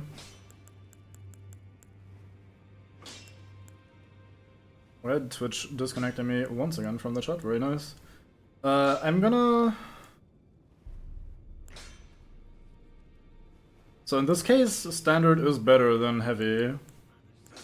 So I do actually have to pay attention to that. Let's see what this swing, like this storm attack thingy looks like. I do like the style of the Flamberge. It's nice. Look at all these bloodstains. Wonder what happens down here.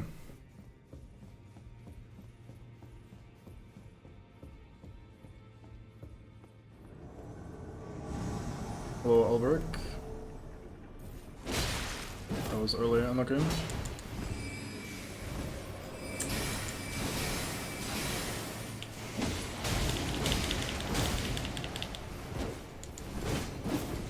That's not terrible, actually, in terms of getting, like... Okay, never mind.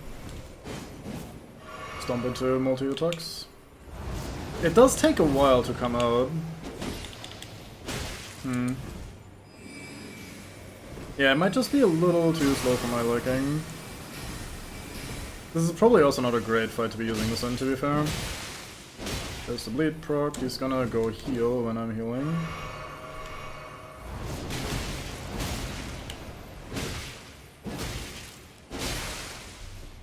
It's another bleed proc. This is not with bleed infusion, so it's working out much better than the Uchi in that regard already. Although we are using a multi-hitting weapon art, so it is kinda an unfair comparison. Yeah, this guy is pretty cheeky because that little weapon art that he does there, the little double swipe, if the first hit hits you, the second hit also hits you usually, and it builds bleed, so a lot of the time you literally just die from one of those weapon arts if you're early on in the game. Also, him building Frostbite on you is very cheeky. He has like those homing projectiles that are annoying, and he didn't even use one of his fancy tools that he has, which is like this bleed explosion all around him, or this little thorns coming out of the ground thingy. So he does have a lot of little annoying tricks, and especially early on a new character that doesn't have a lot of life yet, he is very easy to just randomly die to. I remember when I first fought him, I was having quite a bit of trouble as well, where I was doing mostly alright in the fight, everything was going well, and then something goes slightly wrong, and I just completely fucking die from full HP. Or, well, not a lot of HP at that point in time, of course, but like, he would just like, if he does get a good hit on you, will either block proc bleed or frostbite or something, and it will chunk your HP very heavily. So it's definitely a bit of a cheeky one. You do get a cool weapon from it though, like if you explore that little area. So that definitely makes up for it. Some runes, yeah sure, I have plenty of those, you can have them. I say that, I had to actually sell some of my runes earlier to get the blacksmith to upgrade my garbage. After they did the academy, as you might have guessed, making entry to and so on. I do like the idea of this character eventually ending up with multiple weapons of different damage types, like here's my sacred weapon, here's my fire weapon, here's my cold weapon, that sort of shit. So we actually can maybe take advantage of enemy weaknesses, rather than just using one or two weapons for the majority of the playthrough. And you will never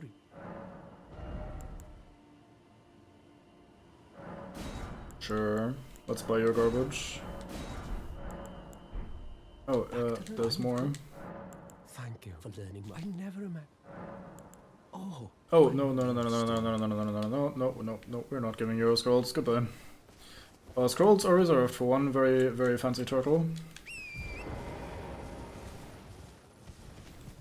Scrolls and books all go to the turtle. 'Tis the law. Speaking of scrolls.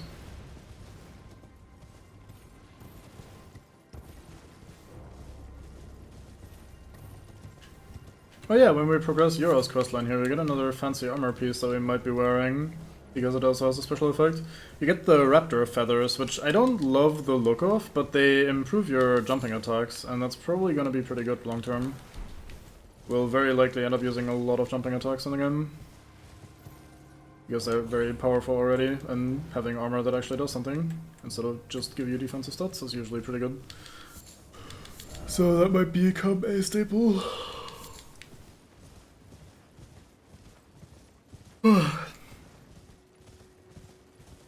Hello, friends.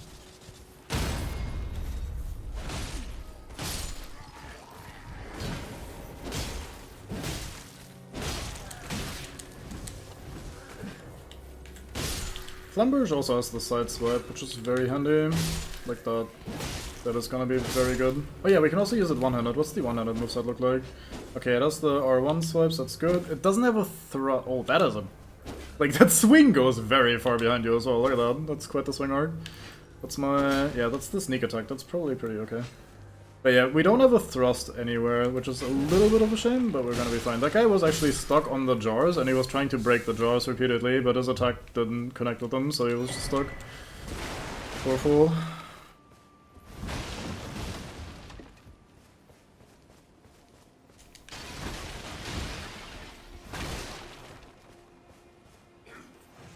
Hello, friend. Wow.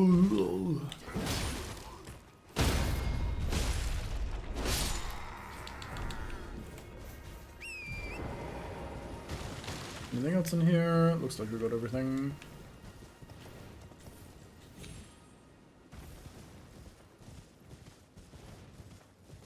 Liurnia is probably the prettiest place in the base game. I do like Altus Plateau a lot. There's a couple of vistas that are very, very nice. But I think Liurnia is just... like, it's kind of the poster boy for, like, fancy-looking Elden Ring areas, and for good reason. This place is very fancy. Also, the way they designed it is pretty much tailor-made to provide you with cool vistas like that. So it makes sense. Like, no matter where, like, you end up going around the rim a lot, and then there's the fancy lake in the middle, and basically no matter where you are, as long as the weather is somewhat clear, you can always get a really good view around the... or across the entire lake, and see all sorts of shit in the distance. Like, if you just do one round trip across the entire area and keep looking at the center, you'll get, like, probably a dozen, if not more, very pretty screenshot-worthy views.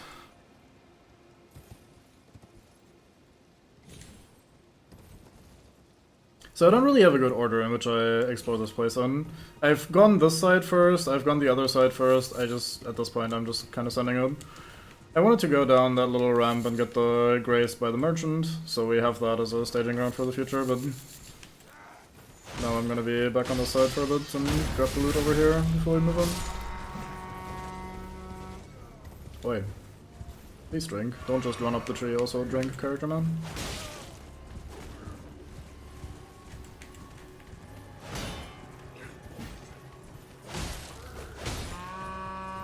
Boy.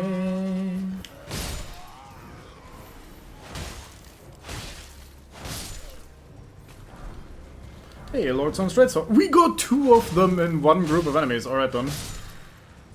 So, I was going to farm one of those, because if I was using a Straight Sword at some point, that was going to be the one. At least that's the one I had thought about using. And I ended up not farming it, because I felt like I couldn't be arsed, and we had already so many other weapons that we were looking to try out and shit, so I guess we got lucky and it all worked out.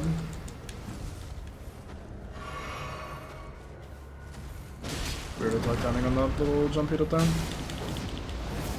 Weird that didn't connect either. So it seems, yeah. Didn't hit the head properly, huh? Oh, that one was too fast to recover.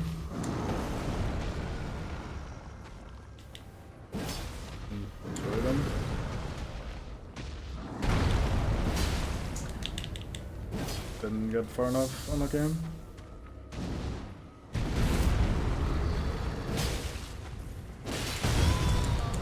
What is aim? I wouldn't know.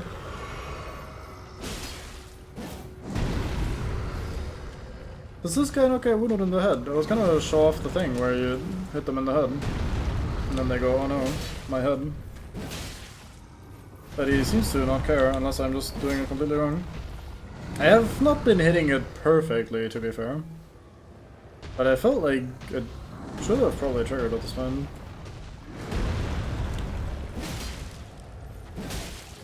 I was trying to jump a little deeper there this time, but it might have just clipped into his torso, the sort that is.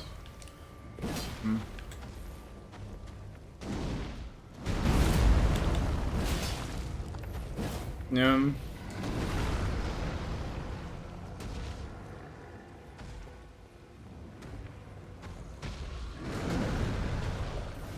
No follow-up? Alright. That one has a follow-up, and we can hit you here.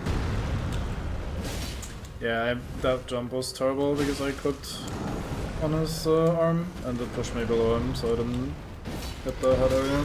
Yeah, closed him. Oh well, we'll get plenty of opportunities to show it off. There are plenty of trolls in the game.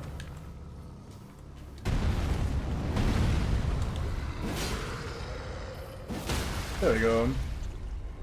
Goes splash and he topples and he goes ow. But I mean, he was already dead at this point on my Womo, etc. Yoink. Give me this. Tree Spear.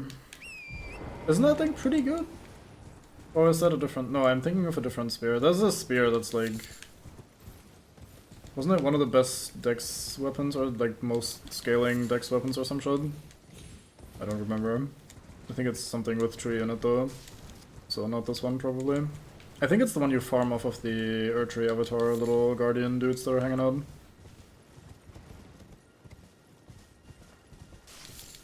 Guardian Sword Spear could be.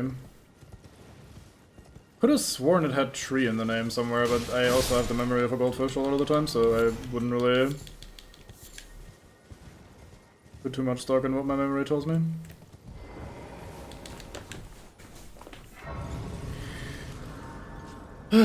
Grace, Grace, Grace, Grace, Grace, Grace, Grace, Grace. Surprised that isn't in there already. I've said that a couple times. Or at least variations of that. Hey, speaking of weird shit, I don't know when we last spoke of weird shit, but we've probably spoken about weird shit a couple times. So these marionettes are kinda cool. I like how they work. They're a little annoying, of course, but like they're a cool concept. They're a neat enemy type. But the weird shit are these fucking balloons. What the hell is with these fucking balloons? Like, what? Like, yeah, they drop off the marionettes, but like, look at this. You pop them, they poof, and then you just get a golden rune 6. They don't drop it, it's magically transferred into your inventory. Probably because they didn't want to fuck around with item dropping from the sky or something. But it is so weird. Anyway, you sound like a man that hasn't seen it yet. This works with every single one of these marionette balloons that are in this area, or just in general in the game. You can always pop them with any ranged projectile, and you immediately kill it. You don't need to do a certain amount of damage, it just like immediately disappears, and you get your little rune. Actually, it's not that little of a rune. Rune 6 is actually pretty good souls for a single little pop like that. Oh, I should not walk into this guy right now. Yeah, that was a pretty bad choice. Why are you going apeshit? I haven't even touched you yet, have I? Maybe I did. I swung, hello.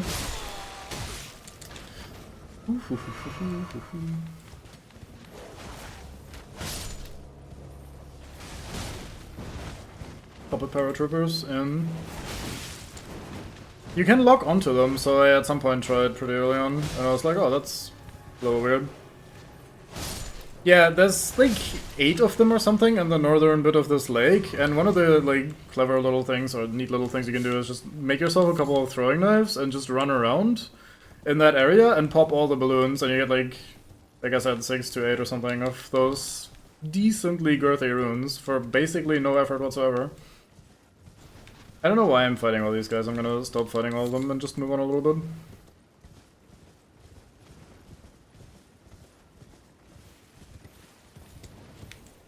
It just feels like such a weird interaction with the way they just poof out of existence and then the rune appears in your inventory.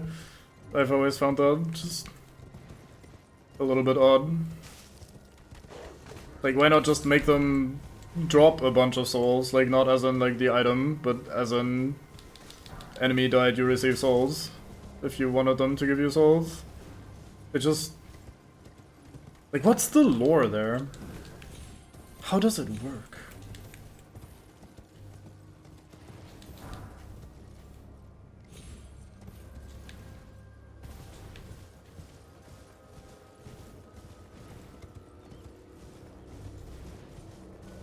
Oh yeah, since I saw you starting Bravo SU, I had a tiny look at the museum levels yesterday, and I was going to just have those open and like read some of the developer commentaries while having Bango's stream open, and like listening to him try to solve the normal Baba levels. And it turns out you actually have to solve the developer level, like the museum levels as well, and like some of them aren't even that easy, so I was like, oh. I guess back to brain is melt. Guess we're not doing that on the side while also watching Bango and doing something else. So that is fun and like cool that there is more levels and more stuff in it. But I was also a little shocked because I was not there to solve more puzzles. I was there to just show. But hey, it just means that there's a shit ton of content at this point in the game. Yeah.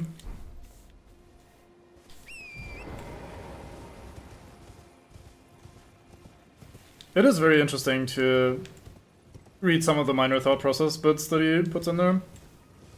About like, oh, this was initially meant to be the tutorial for this type of mechanic, but it was a little too like busy or convoluted or whatever, and you look at it and go, oh yeah, I don't, like, there's so much here, I don't even quite know what you're talking about.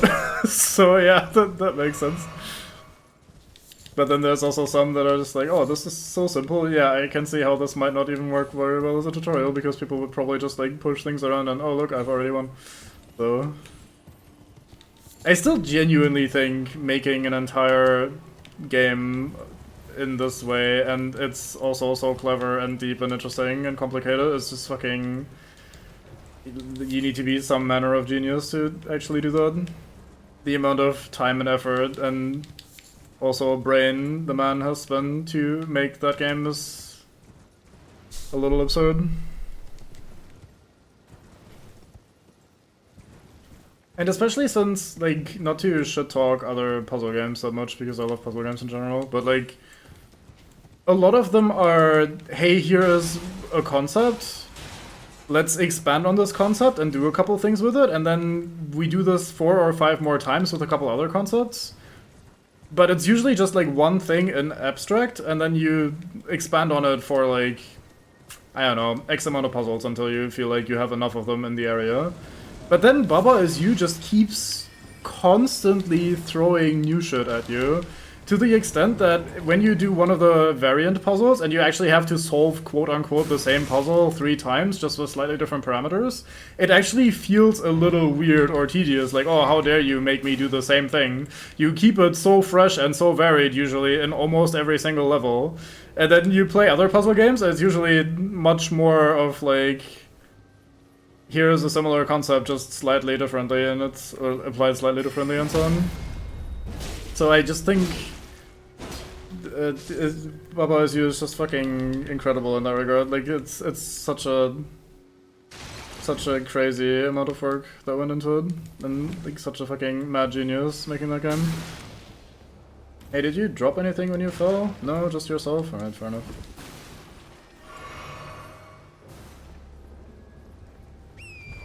I flee by him. I ain't fighting your weird ghost soldiers. I fell. No, I didn't. We're good. We're skyrimming up this little mountaintop. This is fine. That's a bit early.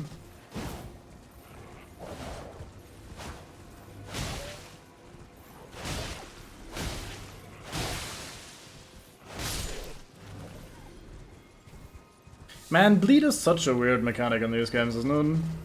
Like, the idea that, like, you don't need to really do any damage, but then if you hit the enemy a couple of times, they lose a large, a percentage of their HP, which makes more than up for any of the missed damage. It's so weird. That's why I was running around with that unupgraded Bleed Shamshir on my Dex character that you got to meet briefly. Like, just, who needs to upgrade weapons when every 6 or 7 hits on the boss you deal like a quarter of the HP or a third of the HP anyway? It's just such an odd mechanic to like balance or make reasonable. Thankfully it doesn't really need to be balanced, you can always choose to like use it or not use it depending on how you feel about it, of course, but it's just kind of crazy how like irrelevant it makes stuff like upgrades in some ways. Obviously you can upgrade it to make it even better at the thing, but I feel like when you have that situation where you don't only have bleed, but also bleed with upgrades and good builds and tools to make it even better and shit, then it usually becomes a little crazy.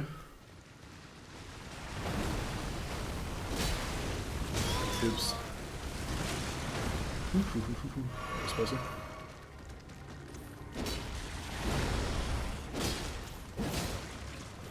Crab looks a little disgusting. We're fighting this because I don't remember ever fighting it, and it's kind of out here in the open in a little puddle, so I may as well perform what every crab wants, which is Mortal Kombat. Oh, I was a little late on that swing. Almost got it. Yeah, that was close. There's my bleed. I was wondering. We get fuck all as our reward. Wait, the Mariner is here. That's why there's a crab. We're by the Mariner, aren't we? No, the thing hasn't asked up yet. There's a Mariner here nearby. Yeah, it's over there. That says to me it's time for the Sacred Blade to return.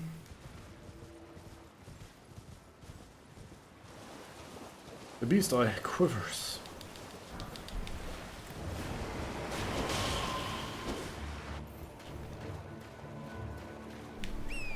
Oh yeah, since I'm here in the area, we need to make sure Bango doesn't miss Jarburg. He already kinda has. Wait, don't... I thought these guys would take giga damage from the sacred stuff. I mean, maybe he is taking extra damage at the ass because I,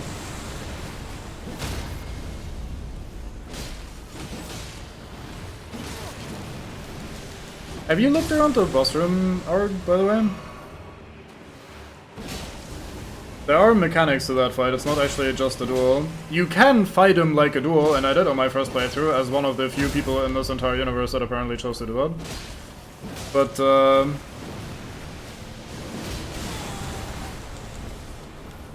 there are mechanics in that fight.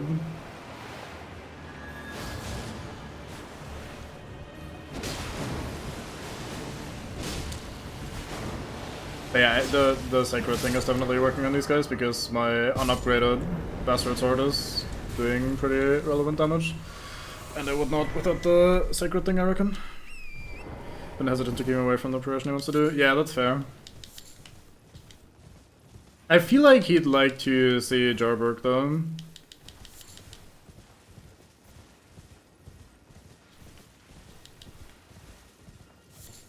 Oh, okay.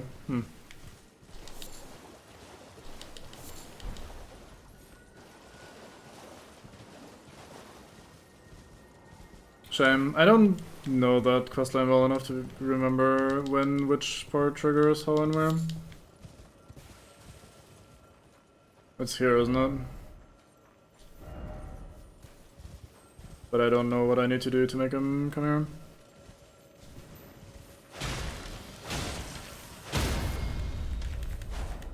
Do I still need to do the carrion tower though?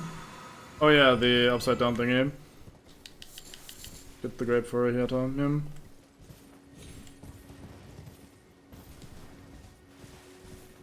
After the festival, but before Mount Gamir, right? Then the next step is him in the lava, isn't it? By Mount Gelmir, where he's in that lava pool and being like, oh yeah, reforge me. Pardon my ass or whatever, something like that. There's Nightman. Let's go fight Nightman with, this. Oh, you found that, sweet. I think that's one that's pretty easy to miss, depending on how you deal with Altus Plateau. Oops.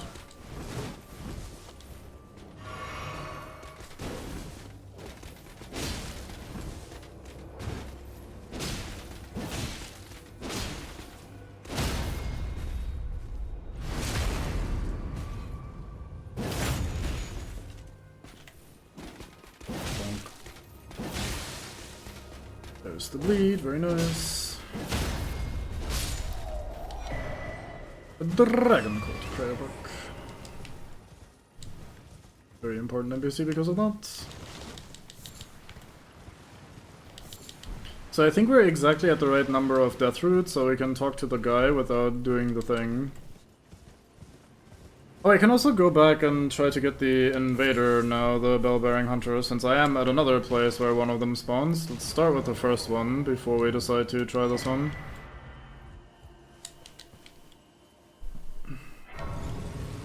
No wait, the other bell-bearing hunter is by the turtle, it's not here, I'm dumb. Isn't this where the Revenger spawns at night or something?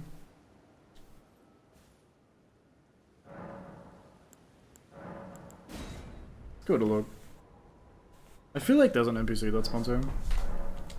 Or an invasion or something rather.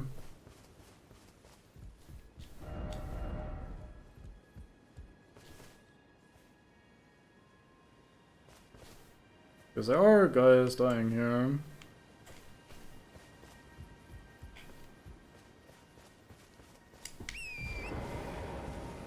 Maybe I haven't progressed deep enough into the quest line.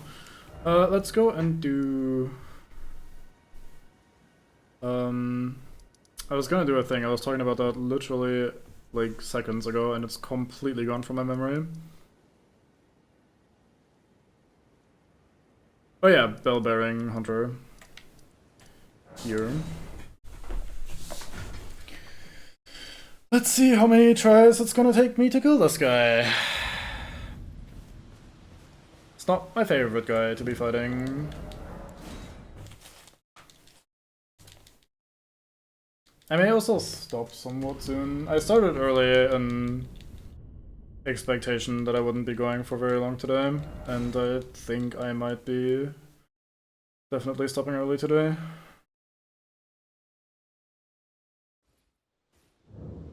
Wait, why is this not sparring? It's nighttime, and surely I've now been to Stormvale. Thought that was good enough, let's try a couple more times.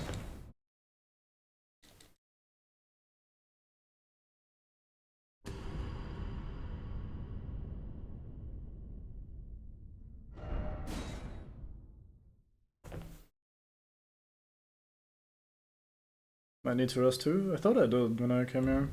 Let's give it a try.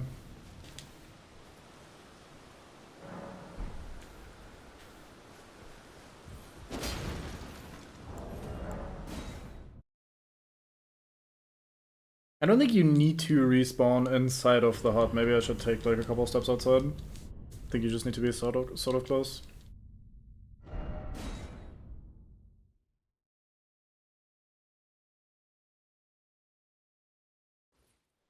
Oh. Never mind. Alright, cool. Yes. Thank you, servers. Thank you, FromSoft. I blame easy anti-cheat. Yep, offline mode. Let's go, gaming. The NPC wasn't there. He was gonna spawn, wasn't he? Let's see if he spawns now.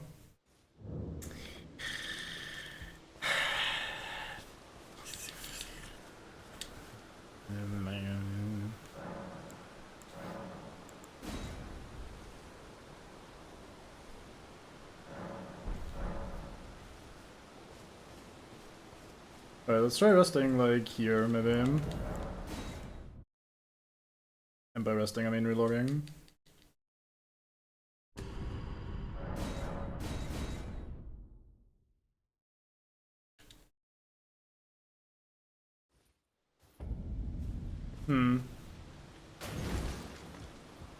Here to learn. Let's learn some battle outs over here. I'll definitely want parry. I want Stormblade. Stormblade's pretty cool. I should use that a bit. Definitely a little underappreciated. You can try spinning slash. I think that might be good on the Flamberge. Let's grab quick step. That's probably gonna be handy in some situations. I mean, you know what? Fuck it. Why even consider what to buy when you can just buy Outshop and be fine? Well.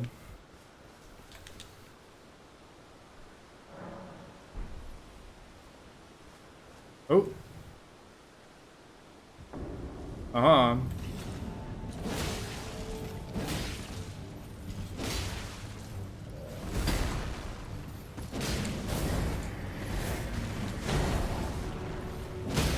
Oh, the crumple. Sweet.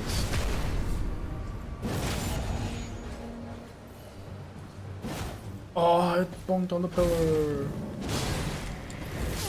That was mean that he went from the thrust directly into the new chain. On the previous attack, he did the thrust and then he took a second before he started the swing, so I thought I was gonna be fine to attack there. And I was immediately punished in roll cut. I did buy something from Bernal before, but now I bought everything, so maybe that's the secret ingredient.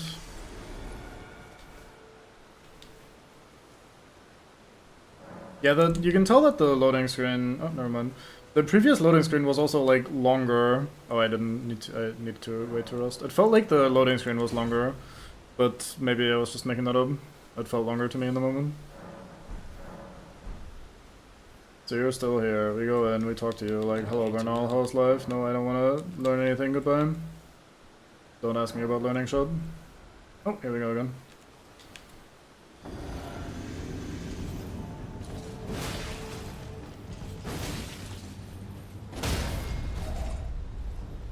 Okay, so with 2 charged heavies and a light, we can make him crumple, and then we're done with half his HP right away. But then I have to still fight the rest of this. I don't think I've ever managed to consistently dodge the entirety of that attack. Oh right, the XDD far shoulder tackle, very good.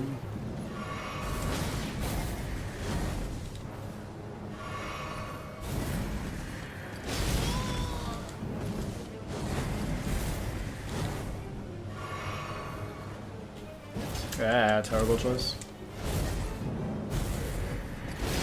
Oh, that's an entire new series of attacks? I thought that was just the finisher of the first chain. Fuck. As you might be able to tell, I also don't know this fight super well, which is a little unfortunate. He just does so much damage, especially the later actual boss version of him. So I never really... Like, I don't really have a good feeling for which part of the attack chain is what. He ended that earlier attack chain in one red fancy swipe swing attack thingy, so I was like, oh, he just swung 3 times and he immediately went into a red attack, so that's probably him just ending the chain with a fancy move. But nope. Let's go in, let's talk to him. Maybe this is our new consistent setup. Pass time to night, go up, talk to guy, rest at the thing. Man spawns, very good.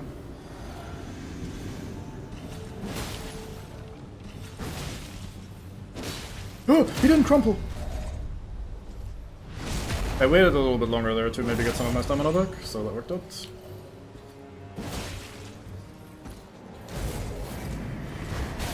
Like here, he ends with a big fancy red attack, so I was like, oh, that's what he's doing on the other one as well, so that's probably the end of his chain. But it was not, it instead decided to kill me. What are you doing, buddy?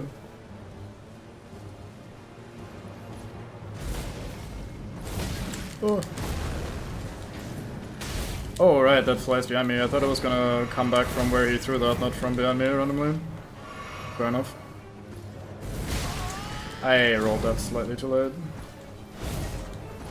Oh, fuck. Okay, fair enough. The fucking sword attacks just do so much damage as well. I don't know why, like, this is not me just whinging for the sake of whinging, by the way. This is me genuinely wondering. This has nothing to do with me currently fighting him and dying. But I genuinely wonder why they placed this guy here. Why is this the first random night invasion guy in the game? Why is it this much of a swole monster? If it's like so fucking early in the base game.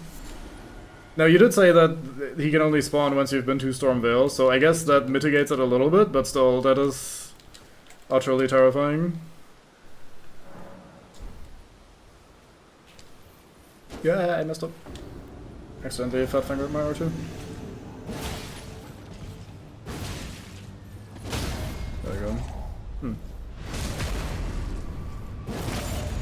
Let's see if we can Storm Stomp into follow-up attacks here.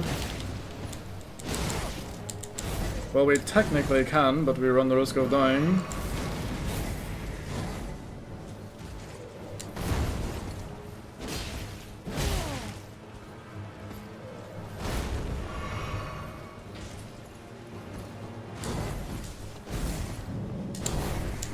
Yeah, that's a full-ass chain that has like so many extra swings to it, good to know.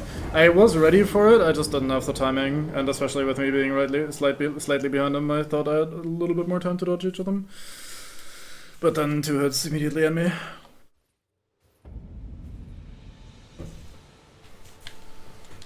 Same issue as with the Deathbirds and the Night Cavalry. I don't dislike the idea of something that only spawns at night and that you can fight. I do dislike time automatically passing if you fail, so that you have to rest at the bonfire and actually extend the quote-unquote walk of shame, even though you're right by the boss spawn. Like, having to do this little ritual before we can try fighting him again is really annoying, especially in combination with how strong the guy is to begin with.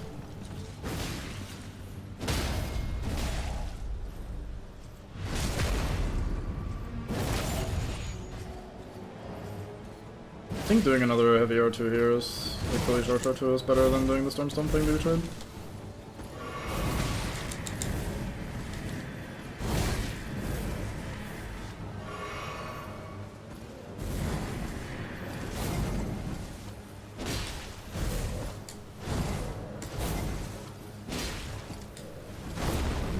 surprised that didn't hit me with the shockwave.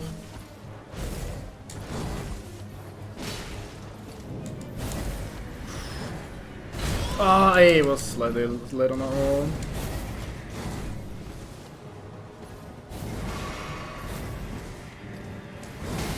I knew the follow-up swings were coming, but the timing is so weird. Oh fuck.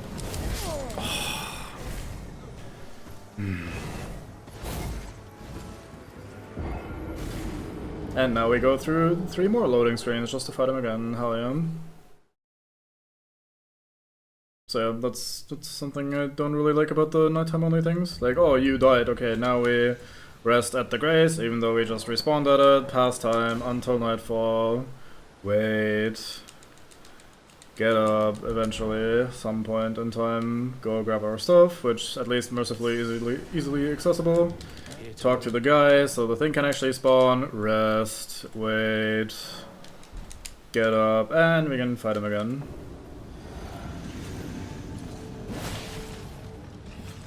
By the way, he seems to not bleed. I don't know if that's like a thing, that he's immune to bleed, or if I'm just not hitting him enough. But we have a lot of attacks hitting him early on here, and we are not making a bleed happen. Yeah, fuck, I'm screwed, man. I rolled into him thinking he did the forward swipe there, but he instead did his magic bullshit, and from there I knew I was completely dead. The first hit I could no longer avoid after I rolled into him, and the second one I maybe could avoid if I was a god and knew all of his attack patterns perfectly. But I do not, so I just rolled backwards, and it roll caught me, of course. So we're back to rest, pass time, etc.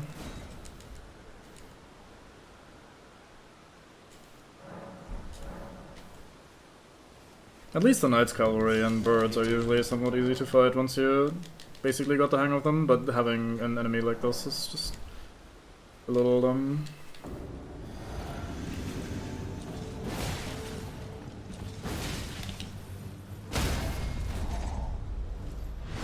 We are still refining the opening and the strats and stuff, so it works out.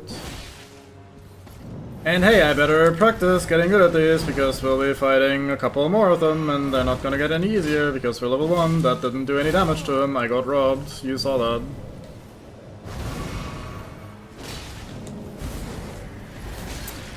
The timing on those is just so ass.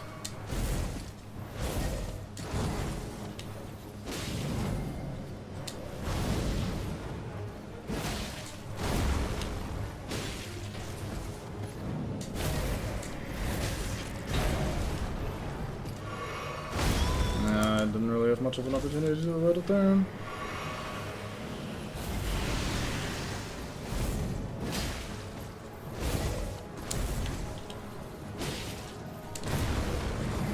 Oh fuck, I was not ready.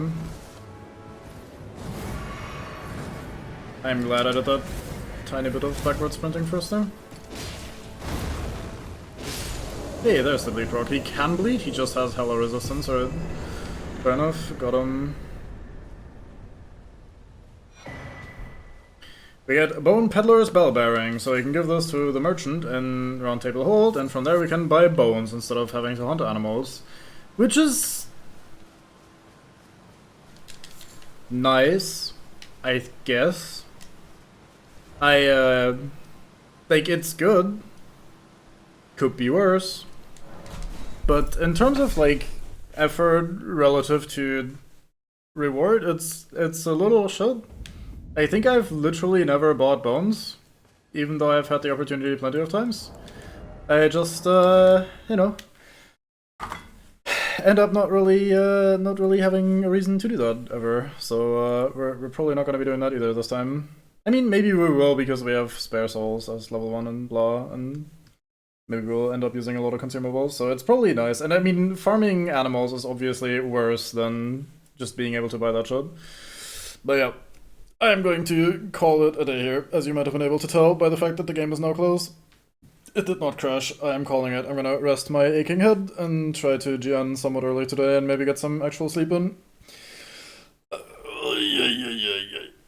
So thank you very much for watching, hope you had fun despite the rampant whinging and kind of like scattered exploration and not really that much interesting progress, not that much fun stuff happening.